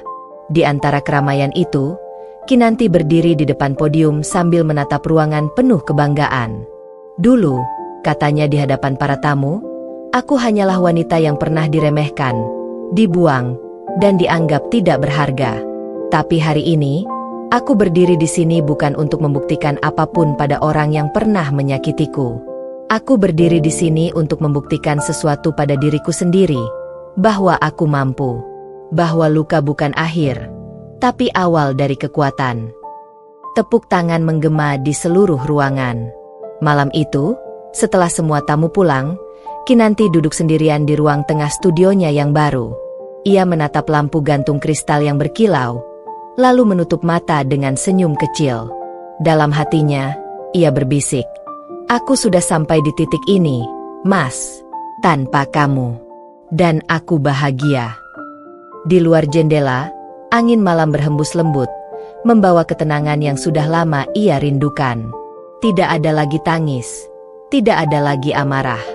Hanya kedamaian dan rasa syukur yang memenuhi dadanya. Sementara di tempat lain, di sebuah apartemen kecil di pinggiran kota, Arman duduk sendirian menatap foto lama pernikahan mereka.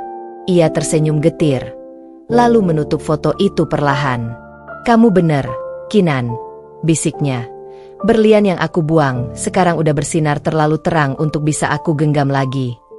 Ia tahu, semuanya sudah berakhir. Tapi jauh di lubuk hatinya, ia juga tahu, ia akan selamanya hidup dengan satu penyesalan terbesar. Pernah kehilangan wanita terbaik yang pernah mencintainya dengan sepenuh hati. Dan di saat itu, dunia benar-benar berbalik arah. Kinanti yang dulu disakiti, kini menjadi sosok yang menginspirasi. Arman yang dulu meninggikan diri, kini harus belajar merendahkan hati. Hidup memang adil dengan caranya sendiri. Ia tidak membalas dengan dendam, tapi dengan pembuktian. Kini Kinanti melangkah mantap ke masa depan, membawa luka masa lalu bukan sebagai beban, melainkan sebagai mahkota yang mengingatkannya bahwa setiap perempuan bisa bangkit, bahkan setelah dihancurkan cinta yang salah. Sudah hampir setahun berlalu sejak Kinanti membuka Kinanti Beauty Atelier. Nama dan reputasinya kini tak hanya dikenal di kota itu, tapi juga mulai menembus wilayah lain. Banyak selebriti, calon pengantin, dan tokoh publik yang mempercayakan penampilannya kepada Kinanti. Ia sering diundang ke seminar kecantikan dan motivasi wanita untuk berbicara tentang perjalanan hidupnya, tentang bagaimana seorang perempuan yang dulu diremehkan bisa berdiri kembali dengan kepala tegak dan hati penuh keberanian. Di setiap acara itu, Kinanti selalu mengucapkan kalimat yang menjadi tanda dari kebangkitannya. Perempuan kuat bukan yang tak pernah jatuh, tapi yang selalu bangkit meski dunia berusaha menjatuhkannya. Namun, di balik semua kesuksesan dan sorotan itu, kehidupan pribadi Kinanti berjalan tenang, bahkan cenderung sepi. Ia menikmati kesendiriannya, mengisi hari dengan pekerjaan, sahabat, dan waktu bersama kedua orang tuanya yang kini bangga luar biasa melihat putri mereka kembali bahagia. Kadang malam-malamnya terasa sunyi, tapi bukan kesepian yang menakutkan, melainkan keheningan yang damai. Ia sudah berdamai dengan masa lalu, bahkan dengan Arman sekalipun. Sementara itu, Arman hidup dalam keadaan yang sangat berbeda. Setelah kehilangan pekerjaannya dan diceraikan oleh istri keduanya, Isti, karena masalah keuangan dan perselingkuhan yang terbongkar, hidupnya terjun bebas. Ia sempat mencoba membuka usaha kecil, namun gagal karena utang menumpuk dan reputasinya di dunia kerja sudah rusak. Arman kini tinggal di rumah kontrakan sederhana di pinggiran kota, bekerja serabutan, dan sering termenung setiap kali melihat cermin. Rambutnya mulai memutih, wajahnya tampak lebih tua dari usia sebenarnya. Setiap malam, ia menatap layar ponselnya yang masih menyimpan foto-foto lama bersama Kinanti. Ia menyesal. Tapi penyesalan itu seperti racun yang datang terlambat. Ia bisa merasakannya, tapi tak bisa menghapusnya. Suatu hari, nasib mempertemukan mereka lagi, bukan di acara megah atau situasi yang direncanakan, tapi dalam keadaan yang paling tak terduga. Saat itu, Kinanti sedang menuju ke lokasi riasan di sebuah gedung pernikahan. Di jalan, mobilnya berhenti di lampu merah. Dari balik kaca, matanya menangkap sosok pria parubaya yang sedang membantu mengatur lalu lintas di pinggir jalan sambil mengenakan rompi oranye. Tatapannya seolah tak percaya. Itu Arman. Ia tampak kurus, kulitnya lebih gelap, dan matanya kosong. Kinanti menatapnya lama. Napasnya tercekat. Ia tak tahu harus merasa apa. Dendam? Iba? Atau hanya rasa iba yang lahir dari seseorang yang sudah tak punya luka? Lampu hijau menyala, dan mobilnya perlahan melaju, meninggalkan Arman di belakang. Tapi bayangan pria itu terus menghantui pikirannya sepanjang hari. Malamnya, setelah pulang dari acara, Kinanti duduk termenung di ruang tamunya, memandangi cangkir teh yang mulai dingin. Ia sadar, dunia benar-benar berputar dengan caranya sendiri. Arman yang dulu meninggalkannya untuk hidup yang lebih indah, kini justru hidup dalam kesederhanaan yang memalukan. Keesokan harinya, entah dorongan apa yang membawanya, Kinanti kembali ke jalan yang sama. Ia sengaja menepi, menunggu Arman lewat. Saat pria itu muncul, ia turun dari mobil dan menghampirinya. "Mas Arman?" panggilnya pelan. Arman terkejut. Matanya langsung melebar, dan mulutnya nyaris tak bisa bersuara. "Kinan," ucapnya terbata. Ia menunduk, malu dengan keadaannya. "Masih ingat aku?" tanya Kinanti dengan senyum lembut tapi penuh makna. Arman mengangguk. "Gimana aku bisa lupa?" Suaranya serak, wajahnya menunduk. "Kamu masih secantik dulu." Kinanti menatapnya dalam-dalam. "Mas, hidup memang kadang aneh, ya? Dulu aku yang ngerasa gak pantas di samping kamu, tapi sekarang justru kamu yang mungkin merasa begitu." Arman menelan ludah. Dadanya terasa sesak. "Aku gak mau kamu kasihan sama aku, Kinan. Aku cuma pengen kamu tahu, aku bener-bener nyesel." Kinanti menghela napas. "Mas, aku udah maafin kamu dari dulu. Aku gak dendam. Aku cuma berharap kamu juga bisa maafin diri kamu sendiri. Karena sampai kamu berdamai sama masa lalu, kamu gak akan pernah benar-benar hidup." Arman menatapnya. Matanya berkaca-kaca. "Aku udah kehilangan segalanya, Kinan. Pekerjaan, rumah, harga diri, bahkan keluarga. Kadang aku ngerasa Tuhan udah gak sayang sama aku." Kinanti tersenyum tipis. "Jangan bilang gitu, Mas. Tuhan sayang banget sama kita semua. Cuma kadang Dia kasih pelajaran lewat kehilangan, supaya kita sadar apa yang dulu gak kita hargai." Arman menunduk. Air matanya jatuh di aspal. "Aku iri sama kamu, Kinan. Kamu kuat, kamu bahagia. Sementara aku cuma sisa dari orang yang dulu kamu kenal." Kinanti menggeleng lembut. "Mas, aku kuat bukan karena nggak pernah hancur. Aku kuat karena aku pernah hancur, dan aku nggak mau tetap di situ." Mereka berdiri lama di tepi jalan itu, di bawah matahari yang mulai turun. Tak ada dendam, tak ada kemarahan, hanya dua orang yang akhirnya bisa saling melepaskan masa lalu dengan ikhlas. Sebelum pergi, Kinanti membuka tasnya dan memberikan amplop kecil berisi uang. "Aku tahu ini mungkin gak banyak, tapi anggap aja ini bentuk terima kasih karena kamu pernah jadi bagian dari perjalanan hidupku. Aku gak mau kamu ingat aku dengan luka. Aku pengen kamu ingat aku dengan kebaikan." Arman terdiam lama sebelum akhirnya menerima amplop itu dengan tangan gemetar. "Terima kasih, Kinan," ucapnya pelan, suaranya pecah. Kinanti tersenyum, lalu melangkah pergi. Tapi sebelum masuk ke mobil, ia menoleh lagi dan berkata, "Mas, kalau hidup kasih kamu kesempatan buat mulai lagi, jangan sia-siain. Karena kesempatan kedua nggak datang buat orang yang nyesel, tapi buat orang yang mau berubah." Lalu ia menutup pintu dan melaju perlahan, meninggalkan Arman yang berdiri di tengah jalan, menatap mobil itu hingga hilang dari pandangan. Hari-hari setelah itu, hidup Kinanti berjalan seperti biasa. Tapi di dalam hatinya, ada rasa damai yang belum pernah ia rasakan sebelumnya. Ia sadar, perjalanan panjangnya bukan tentang membalas atau membuktikan pada siapapun, melainkan tentang menemukan dirinya sendiri. Ia sudah memaafkan, Bukan karena Arman pantas dimaafkan, tapi karena ia pantas hidup tanpa beban. Beberapa bulan kemudian, Kinanti mendapat kabar bahwa Arman mulai bekerja di sebuah bengkel kecil dan mulai menata hidupnya pelan-pelan. Ia tersenyum mendengar kabar itu, merasa lega karena mungkin akhirnya Arman menemukan caranya sendiri untuk bangkit. Dan malam itu, sebelum tidur, Kinanti menulis di buku harian kecilnya, "Aku pernah dicintai dengan cara yang salah, tapi itu justru mengajarkanku untuk mencintai diriku dengan cara yang benar. Aku pernah hancur, tapi Tuhan menjadikanku utuh lagi. Kini, aku bukan lagi perempuan yang menunggu cinta, tapi perempuan yang menebar cinta. Untuk diriku, untuk hidupku, dan untuk masa depan yang masih panjang di depan sana." Kinanti menutup buku itu dengan senyum hangat. Lampu kamar dipadamkan, dan dalam gelap, hanya satu hal yang ia rasakan, kedamaian yang sesungguhnya. Dunia benar-benar sudah berputar, dan kini, Kinanti berdiri di puncaknya, bukan dengan dendam, tapi dengan kebijaksanaan yang tumbuh dari luka yang pernah hampir menghancurkannya. Sudah 2 tahun berlalu sejak pertemuan terakhir Kinanti dan Arman di tepi jalan itu.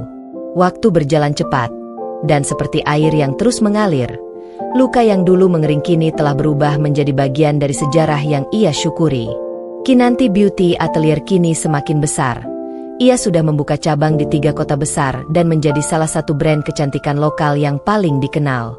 Namun, di balik kesibukan dan gemerlap kehidupannya, ada satu ruang kecil dalam hatinya yang masih sunyi, bukan karena luka, tapi karena belum ada yang benar-benar berani mengetuknya lagi. Kinanti sudah lama tidak memikirkan Arman. Ia yakin, masa lalunya sudah tertinggal di tempat yang seharusnya.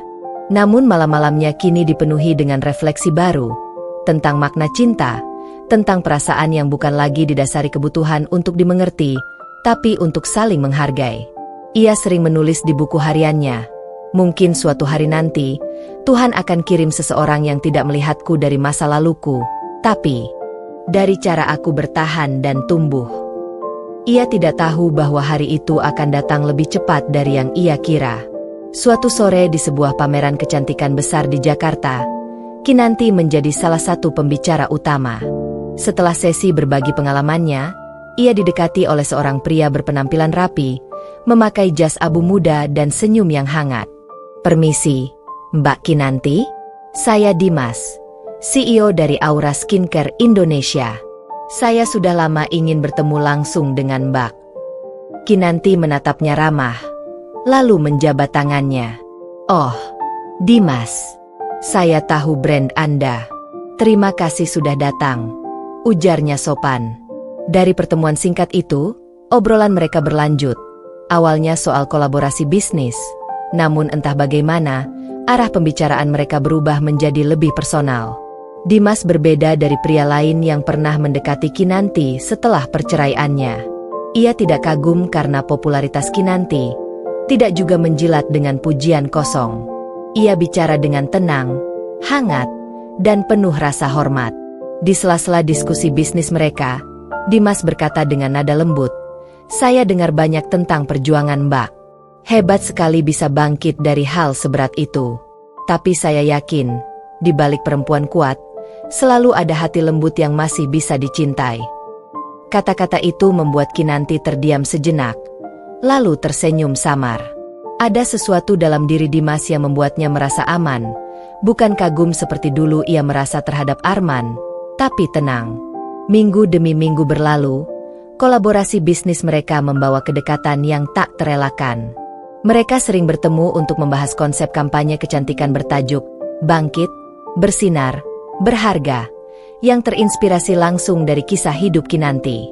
Dalam setiap pertemuan, Dimas selalu memperlakukan Kinanti dengan kesopanan yang membuatnya nyaman.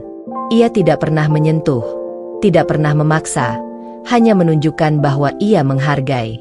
Suatu malam, usai makan malam kerja di sebuah restoran tepi kota, Dimas berkata pelan, "Kinan, kalau suatu hari nanti kamu capek berdiri sendirian, aku nggak akan maksa kamu buat bersandar.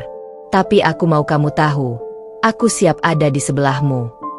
Ucapan itu menggema di kepala Kinanti sampai berhari-hari. Ia mulai menyadari bahwa kehadiran Dimas perlahan menembus dinding yang selama ini ia bangun untuk melindungi dirinya. Ada ketulusan di mata Dimas yang sulit ia tolak. Tapi di sisi lain, masih ada ketakutan dalam dirinya. Takut jatuh cinta, takut terluka, takut kehilangan lagi.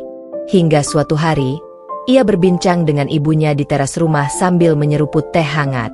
Ibunya menatapnya lembut, lalu berkata, "Nak, kadang Tuhan kasih luka bukan buat menghukum, tapi buat ngajarin kita mengenali mana cinta yang salah dan mana yang pantas.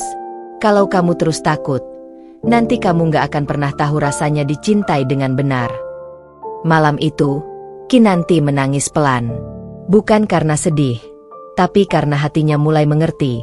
Mungkin sudah waktunya ia membuka sedikit ruang lagi untuk bahagia. Beberapa minggu kemudian, setelah proyek kampanye bersama selesai, Dimas mengundangnya makan malam bukan sebagai rekan kerja, tapi sebagai teman. Ia datang menjemput dengan sopan, membawa bunga mawar putih, simbol kejujuran dan ketulusan. Di tengah percakapan santai mereka, Dimas menatapnya dengan lembut dan berkata, "Kinan, aku tahu kamu udah melewati banyak hal. Aku nggak mau jadi orang yang menggantikan masa lalumu. Aku cuma pengen jadi orang yang nemenin masa depanmu." Hening sejenak. Kinanti menatap mata Dimas, melihat ketulusan yang tak dibuat-buat di sana. Ia menghela napas pelan, lalu tersenyum. "Mas Dimas, aku nggak janji bisa langsung percaya. Tapi kalau kamu sabar, aku siap belajar percaya lagi."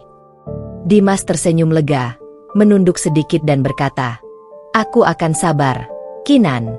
Karena perempuan sekuat kamu pantas dicintai dengan kesabaran."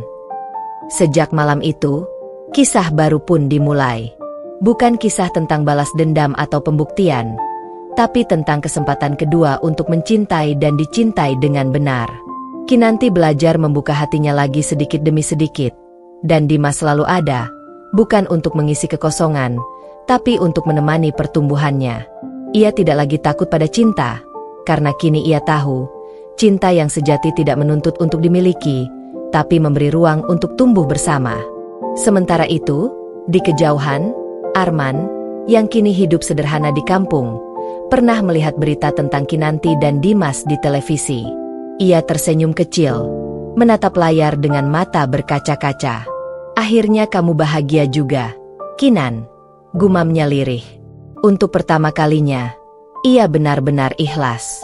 Ia menutup televisi dan menatap langit malam, merasa damai karena tahu, meskipun kisah mereka tak berakhir bersama, setidaknya cinta yang pernah ia sia-siakan kini berakhir bahagia di tangan yang tepat. Di malam yang sama, Kinanti berdiri di balkon apartemennya, menatap bintang yang bertaburan. Ia menghela napas lega, lalu berbisik pada dirinya sendiri, "Dulu aku cuma ingin dia menyesal, tapi sekarang aku bersyukur karena aku bisa bahagia tanpa harus melihat siapapun menderita." Dan malam itu, untuk pertama kalinya setelah sekian lama, Kinanti benar-benar tersenyum bukan karena kemenangan, tapi karena ketenangan. Ia tahu perjalanan hidupnya masih panjang, tapi satu hal sudah pasti, ia tidak lagi berjalan sendirian. Kini, di sampingnya ada seseorang yang mencintainya bukan karena masa lalunya, tapi karena caranya bertahan. Dan itulah saat dimana Kinanti benar-benar menyadari, Tuhan memang selalu menyiapkan cinta terbaik, hanya setelah kita siap mencintai diri sendiri terlebih dahulu. Sudah 6 bulan berlalu sejak Kinanti dan Dimas memutuskan untuk bersama. Hubungan mereka berkembang perlahan tapi pasti, tanpa drama, tanpa tekanan, dan tanpa janji manis berlebihan. Semua terasa alami, hangat, dan penuh kejujuran. Kinanti masih sibuk dengan bisnis kecantikannya yang terus berkembang pesat, sementara Dimas juga tengah melebarkan sayap perusahaannya di bidang produk perawatan kulit alami. Mereka saling mendukung, saling menghargai ruang masing-masing, dan saling belajar tentang makna, berdua tapi tetap bebas menjadi diri sendiri. Hari-hari Kinanti kini jauh berbeda dari masa lalu. Pagi hari ia awali dengan rutinitas sederhana, menyiram bunga di balkon apartemennya sambil mendengarkan musik lembut. Kadang Dimas datang lebih pagi dengan membawa kopi favoritnya, hanya untuk menemaninya sarapan. "Aku suka lihat kamu kayak gini, Kinan," kata Dimas suatu pagi sambil tersenyum hangat. "Tenang, tapi tetap bercahaya. Kinanti tertawa kecil sambil menatapnya. Mungkin karena sekarang aku nggak lagi capek buktiin apa-apa ke siapapun, Mas. Aku cuma pengen bahagia dengan caraku sendiri. Dimas memandangnya dalam, lalu menjawab, dan aku cuma pengen jadi bagian kecil dari kebahagiaan itu. Mereka sering menghabiskan waktu bersama, tapi tak pernah saling mengekang. Ada hari-hari di mana Kinanti harus pergi keluar kota untuk acara seminar atau peluncuran produk, dan Dimas tidak pernah keberatan. Kamu nggak perlu minta izin buat berkembang, Kinan, katanya suatu kali. Kamu perempuan yang hebat, dan aku justru bangga bisa lihat kamu terus tumbuh. Kalimat itu membuat Kinanti tersentuh. Dulu, ia pernah memiliki suami yang takut jika dirinya lebih bersinar. Kini, ia memiliki seseorang yang justru menyalakan cahaya itu bersamanya.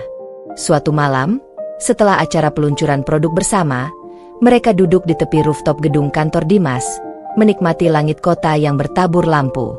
Angin malam berhembus lembut, menyingkap sebagian rambut Kinanti. Dimas menatapnya lama sebelum akhirnya berkata, "Kinan, boleh aku jujur?" Kinanti menoleh. "Boleh. Tentang apa?" Dimas menarik napas pelan. "Tentang rasa takutku." Kinanti mengernyit lembut. "Takut? Kamu?" Dimas tersenyum kecil. "Iya. Aku takut kehilangan kamu. Bukan karena aku takut kamu pergi, tapi karena aku tahu kamu perempuan yang kuat, dan orang kuat biasanya nggak butuh siapapun untuk bahagia. Aku cuma pengen kamu tahu, aku nggak akan pernah berusaha buat ngurung kamu. Aku cuma pengen jadi rumah, tempat kamu pulang kalau kamu lelah." Kata-kata itu membuat dada Kinanti terasa hangat.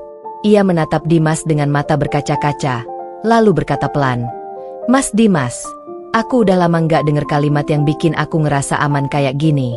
Dulu aku kira rumah itu orang yang selalu ada, tapi ternyata rumah itu tempat di mana kita bisa jadi diri sendiri tanpa takut dihakimi."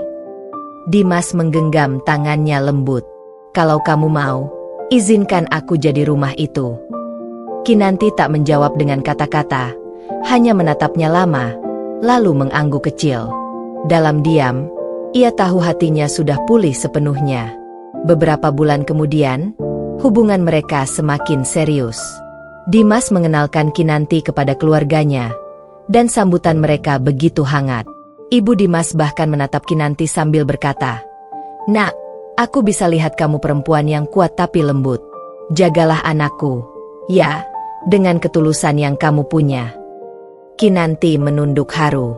Ia tidak pernah menyangka, setelah semua penderitaan dan kehancuran, ia masih bisa diterima dengan penuh cinta oleh keluarga orang lain. Sementara itu, Dimas juga semakin dekat dengan orang tua Kinanti, terutama ayahnya yang dulu sempat sulit percaya pada laki-laki manapun setelah peristiwa masa lalu. Tapi Dimas membuktikan dengan tindakan, tidak dengan kata-kata. Ia datang, membantu, menghormati, dan tidak pernah memaksa. Hingga suatu sore yang hangat, Dimas datang ke rumah orang tua Kinanti. Ia berpakaian rapi dan membawa bunga lili putih, bunga kesukaan Kinanti. Di ruang tamu yang sederhana tapi hangat itu, Dimas menatap ayah dan ibu Kinanti dengan serius. "Pak, Bu, saya datang ke sini bukan cuma karena cinta, tapi juga karena niat. Saya ingin melamar Kinanti. Saya tahu dia perempuan luar biasa yang udah melewati banyak hal, dan saya pengen jalanin sisa hidup saya buat bikin dia bahagia. Saya nggak janji hidup kami akan selalu mulus, tapi saya janji akan selalu jadi pelindungnya tanpa pernah membatasi langkahnya." Ruangan itu hening beberapa detik sebelum akhirnya air mata menetes di pipi ibu Kinanti. Sang ayah menatap Dimas lama, lalu tersenyum kecil. "Anak muda, kamu tahu nggak kenapa saya awalnya nggak mudah percaya sama laki-laki?" Dimas menatapnya penuh hormat. "Karena saya takut anak saya disakiti lagi. Tapi dari cara kamu bicara dan memperlakukan dia selama ini, saya yakin Tuhan udah pilih orang yang tepat buat nemenin anak saya." Ketika Kinanti muncul di ambang pintu, Dimas berlutut di depannya, menatapnya dengan senyum lembut yang penuh keyakinan. "Kinan, kamu dulu pernah bilang, Kamu gak butuh seseorang buat nyelamatin kamu, karena kamu udah nyelamatin dirimu sendiri. Tapi sekarang, aku cuma mau jadi seseorang yang nemenin kamu, bukan buat nyelamatin, tapi buat jalan bareng. Will you marry me? Air mata mengalir pelan di pipi Kinanti. Ia tidak menjawab dengan kata-kata, hanya mengangguk sambil menahan haru. Semua orang di ruangan itu ikut menitikkan air mata bahagia. Setelah bertahun-tahun berjuang, menangis, dan bangkit, akhirnya Tuhan menghadiahinya cinta yang bukan datang untuk menguji, tapi untuk menyembuhkan. Beberapa bulan kemudian, hari pernikahan mereka digelar dengan sederhana namun elegan. Tidak ada kemewahan berlebihan, hanya suasana hangat dan sakral di taman terbuka yang penuh bunga putih. Saat berdiri di pelaminan, Kinanti melihat wajah kedua orang tuanya tersenyum bahagia. Lalu pandangannya tertuju pada Dimas, pria yang kini menggenggam tangannya erat. Ia teringat masa-masa gelap yang dulu membuatnya hampir menyerah. Tapi kini, semuanya terasa seperti potongan puzzle yang akhirnya menemukan tempatnya. Ketika penghulu selesai mengucapkan ijab kabul, dan semua tamu bertepuk tangan, air mata Kinanti mengalir deras. Ia menatap Dimas dan berkata pelan, "Terima kasih udah datang di saat aku udah gak nyari siapapun." Dimas tersenyum dan membalas, "Mungkin Tuhan nunggu kamu siap dulu, baru Dia kirim aku."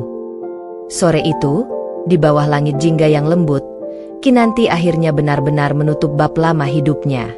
Ia bukan lagi wanita yang ingin membuktikan sesuatu, bukan pula korban dari pengkhianatan, tapi seorang perempuan yang menemukan arti cinta sejati, cinta yang tumbuh dari penghargaan, kesetiaan, dan kesabaran.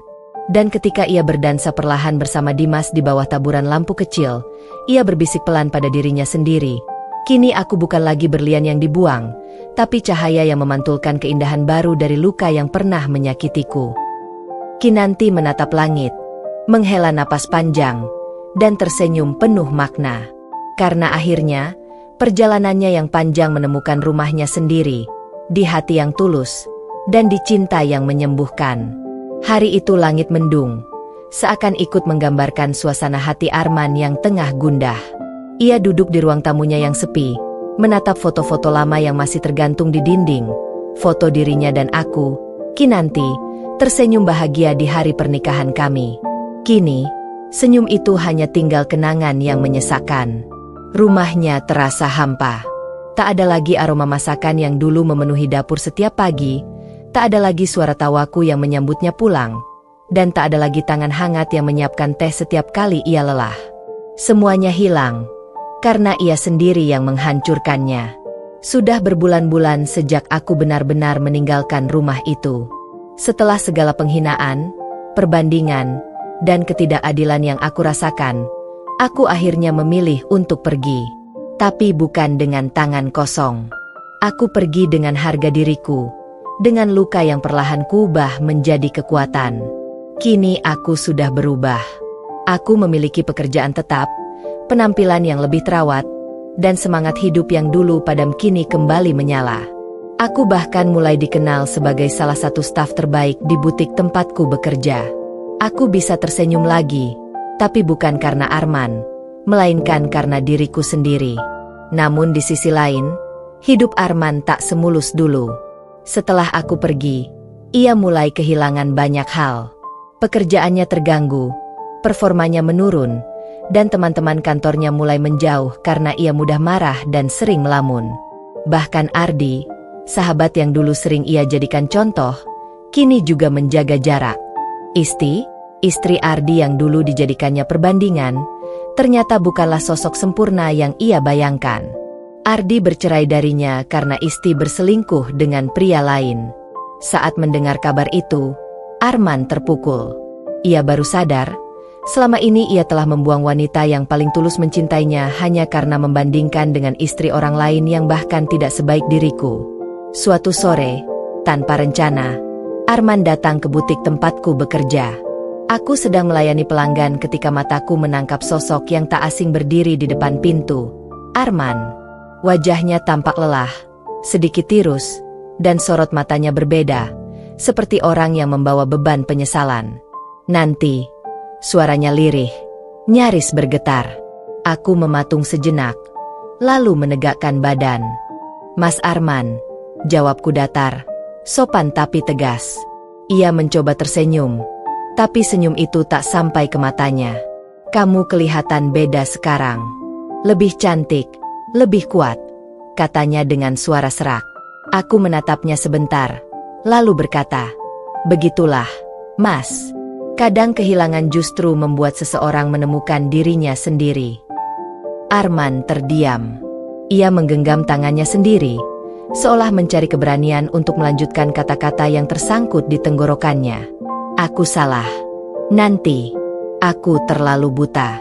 Aku bandingkan kamu dengan orang lain, padahal cuma kamu yang benar-benar tulus. Aku nyesel. Nanti. Aku pengin kita mulai lagi. Aku tersenyum tipis, bukan senyum bahagia, tapi senyum yang penuh kesadaran. Mas, kamu tahu, dulu aku menunggu kalimat itu. Aku berharap Mas sadar sebelum semuanya terlambat.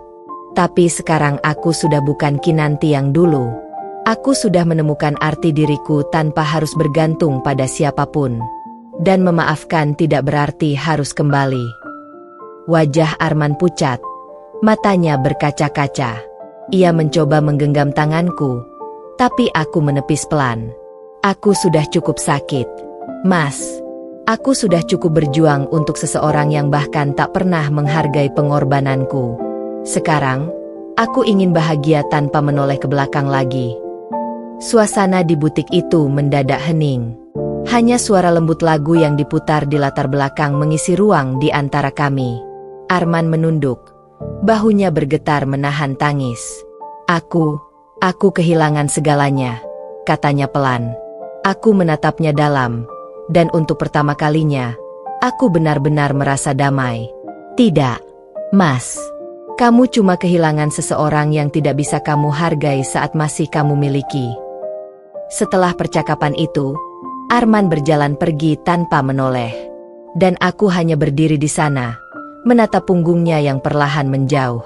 Tak ada lagi air mata, tak ada lagi amarah, hanya ada kelegaan. Karena akhirnya, aku bisa menatap masa laluku tanpa rasa sakit. Aku berhasil melewati semua badai itu sendirian, dan kini aku siap melangkah ke bab baru dalam hidupku. Bab di mana aku bukan lagi istri yang terluka, tapi wanita yang bangkit dengan kepala tegak. Sementara Arman, ia pulang ke rumahnya yang kosong. Malam itu, ia menatap langit yang kelam dan bergumam lirih. Ternyata benar, Kinanti, kamu memang berlian yang aku buang. Tapi sayangnya, penyesalan selalu datang terlambat. Dan bagi Kinanti, semuanya sudah selesai. Sudah hampir 2 tahun berlalu sejak pertemuan terakhirku dengan Arman di butik itu. Sejak hari itu, hidupku benar-benar berubah. Bukan lagi wanita yang menghabiskan waktunya di dapur sambil menunggu suaminya pulang. Bukan lagi istri yang menangis diam-diam karena dibandingkan. Tapi aku kini adalah Kinanti yang baru. Wanita yang tahu betapa berharganya dirinya sendiri. Aku berhasil naik jabatan menjadi supervisor di butik tempatku bekerja. Dan kepercayaan diriku semakin tumbuh. Setiap hari aku bertemu banyak orang, melatih staf baru, dan sering diundang ke acara fashion lokal. Dunia yang dulu terasa kecil kini terbuka luas di hadapanku. Namun perubahan itu bukan tanpa perjuangan. Aku pernah terpuruk di awal kepergianku dari rumah Arman.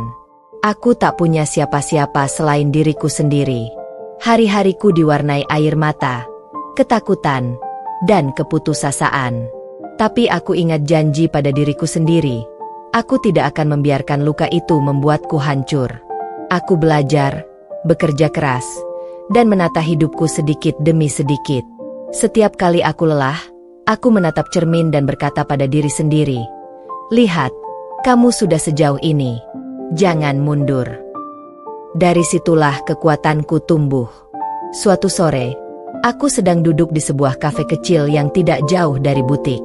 Di hadapanku ada secangkir kopi hitam dan sebuah buku yang sudah separuh kubaca. Udara sore itu hangat, dan sinar matahari yang menembus kaca jendela menyorot wajahku. Aku tersenyum kecil, menikmati ketenangan yang dulu tak pernah kurasakan. Sampai tiba-tiba seseorang datang dan duduk di hadapanku. "Masih suka kopi pahit?" Ya, suara itu begitu familiar. Aku mendongak. Ardi, teman lama Arman, lelaki yang dulu rumah tangganya juga hancur karena Isti. Aku terdiam sejenak, lalu tersenyum sopan. Mas Ardi, sudah lama tidak bertemu. Ardi mengangguk. Aku dengar kamu sekarang sukses. Kinanti, aku bangga. Dulu aku sering lihat kamu menangis diam-diam, tapi sekarang kamu terlihat kuat. Aku tersenyum. Kali ini tulus. Ya, hidup mengajariku banyak hal, Mas. Kadang kita harus hancur dulu sebelum bisa berdiri tegak. Kami berbincang lama hari itu. Ardi menceritakan bahwa ia sekarang membuka usaha sendiri, jauh dari keramaian, dan mencoba memperbaiki hidupnya juga. Dalam percakapan itu, tidak ada romansa, tidak ada kesedihan, hanya dua orang yang sama-sama belajar dari masa lalu mereka. Beberapa minggu kemudian, aku mendapat kabar yang cukup mengejutkan. Dari teman lama, aku tahu bahwa Arman jatuh sakit. Penyakit lambung yang dulu sering ia abaikan kini makin parah. Ia tinggal sendirian di rumah itu, tanpa istri, tanpa teman, hanya ditemani penyesalan. Awalnya aku ragu untuk menemuinya. Tapi setelah berpikir lama, aku datang juga. Bukan karena masih cinta, tapi karena aku ingin menutup semua luka dengan cara yang benar, tanpa dendam, tanpa kebencian. Ketika aku tiba di rumah itu, suasananya masih sama, hanya lebih sunyi. Arman duduk di kursi ruang tamu, tampak lemah tapi matanya berbinar ketika melihatku. Kinanti, suaranya pelan, bergetar. Aku duduk di depannya, menjaga jarak. Mas, istirahatlah. Kamu terlihat lelah. Ia menatapku lama, seperti tak percaya aku benar-benar ada di depannya. Aku pikir kamu gak akan pernah datang lagi, katanya. Aku menghela napas pelan. Aku datang bukan untuk mengulang masa lalu, Mas. Aku datang karena aku ingin damai. Aku sudah memaafkan semuanya. Arman menunduk. Air matanya jatuh tanpa suara. Aku nyesel. Nanti. Setiap hari aku nyesel. Aku pengen waktu balik, biar aku bisa minta maaf lebih cepat. Aku menatapnya lembut. Waktu gak akan pernah bisa diputar, Mas. Tapi hidup tetap berjalan. Yang bisa kita lakukan cuma belajar dari kesalahan. Aku berdiri, lalu menatap sekeliling rumah itu. Semua kenangan kami masih ada di sana. Foto, perabot, bahkan gorden yang dulu aku pilih sendiri. Tapi anehnya, tak ada lagi rasa sakit di hatiku. Yang ada hanya kelegaan. Karena aku sudah sampai di titik di mana masa lalu tidak lagi mengikatku. Sebelum pergi, aku berkata pelan, Mas, semoga kamu menemukan ketenanganmu sendiri. Aku sudah bahagia dengan hidupku sekarang. Ia menatapku sambil menahan air mata. Kamu memang berlian. Nanti, aku bodoh sudah membuangmu. Aku hanya tersenyum. Sekarang aku sudah tahu nilainya, Mas. Tapi berlian yang sudah ditemukan orang lain tidak akan kembali ke tangan yang dulu tak menjaganya. Aku berjalan keluar rumah itu tanpa menoleh ke belakang. Langit sore itu tampak cerah. Angin lembut menyapu wajahku, seolah alam ikut menghapus sisa-sisa luka di hatiku. Aku tahu, perjalanan hidupku belum selesai, tapi satu hal pasti, aku telah berdiri di atas luka yang kini telah sembuh. Aku bukan lagi wanita yang dibandingkan, bukan lagi istri yang diabaikan. Aku adalah Kinanti, perempuan yang menemukan cahayanya sendiri setelah gelap panjang yang hampir menelan segalanya. Dan saat langkahku menjauh, aku tersenyum sambil berbisik pada diriku sendiri. Inilah akhirnya, dan sekaligus awal yang baru. Sudah 3 tahun berlalu sejak aku meninggalkan masa laluku sepenuhnya. Kini, hidupku benar-benar berbeda dari dulu. Aku, Kinanti, wanita yang dulu dianggap tidak menarik, hanya seorang istri rumahan, kini berdiri di panggung gala butik tempatku bekerja, bukan lagi sebagai karyawan, tapi sebagai owner. Ya, aku berhasil membuka butikku sendiri.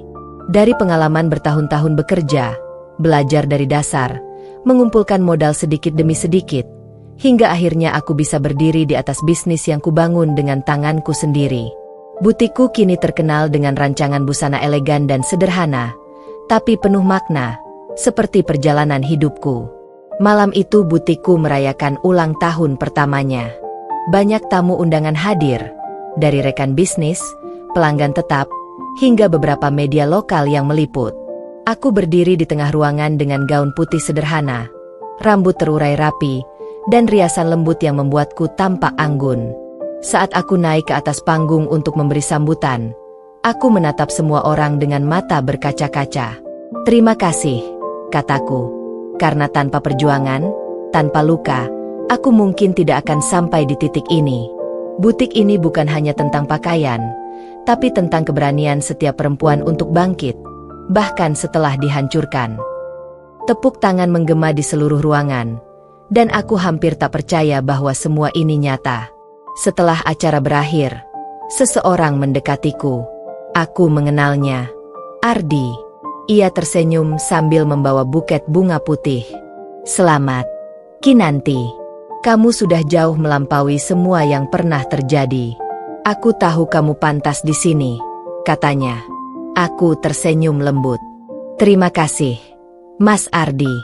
Kadang, yang kita kira akhir justru menjadi awal yang baru." Ia menatapku dengan kagum, tapi aku tahu perasaan kami tidak lebih dari saling menghormati. Kami berdua adalah orang-orang yang pernah hancur, tapi berhasil bangkit. Beberapa hari setelah pesta itu, aku mendapat kabar yang kembali mengguncang hatiku. Arman meninggal dunia. Ia berpulang karena komplikasi penyakitnya yang semakin parah. Aku diam lama saat mendengar kabar itu, tidak menangis, tapi juga tidak tersenyum. Ada rasa sedih, tapi bukan karena kehilangan seseorang yang kucintai, melainkan karena kehilangan bagian dari masa laluku yang dulu pernah berarti. Aku memutuskan datang ke pemakamannya, diam-diam, tanpa memberitahu siapapun. Ketika aku sampai di pemakaman, hanya ada beberapa orang yang hadir, keluarganya, beberapa teman kantor, dan Ardi yang ternyata juga datang. Aku berdiri di kejauhan, memandangi nisan dengan nama yang dulu pernah begitu berarti bagiku. Di batu itu tertulis, Arman, suami, anak, sahabat. Aku menatapnya lama, dan dalam hati berbisik, "Istirahatlah, Mas. Semua sudah selesai. Aku sudah memaafkan." Air mataku jatuh perlahan, tapi bukan air mata penyesalan, itu air mata keikhlasan. Setelah pemakaman, aku berjalan menyusuri jalan kecil di sisi pemakaman yang sepi. Angin sore berhembus lembut, membawa aroma tanah basah dan daun kering. Aku berhenti sejenak, menatap langit yang perlahan berubah jingga.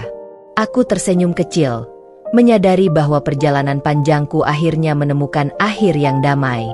Dulu aku hancur karena seorang lelaki yang tak bisa menghargai pengorbananku, tapi kini aku berdiri sebagai wanita yang kuat, mandiri, dan tahu bahwa cinta terbesar adalah mencintai diri sendiri. Beberapa bulan kemudian, hidupku berjalan semakin baik. Butikku makin berkembang.